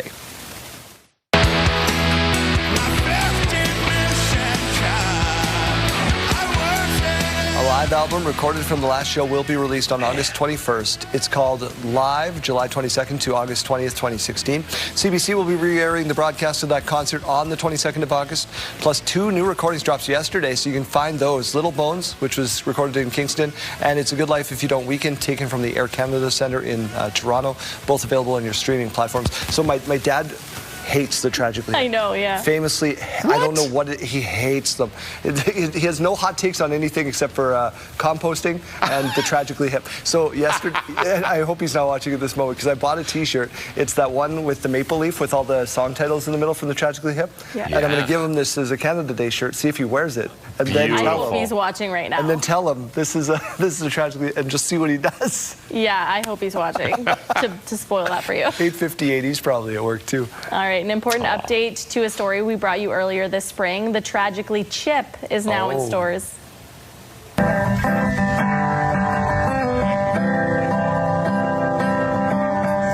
Collaboration between Kawartha Dairy and the Hip is hitting store shelves. It's a maple-flavored ice cream packed with dark chocolatey chunks and a rich black cherry ripple. Watch for it in select grocery stores and Kawartha Dairy locations. A portion of the proceeds will go to Breakfast Club of Canada. And we have one of the members of the Tragically Hip who is going to be doing a tour across Canada, stopping at, among other places, the Casino, Regina Show Lounge.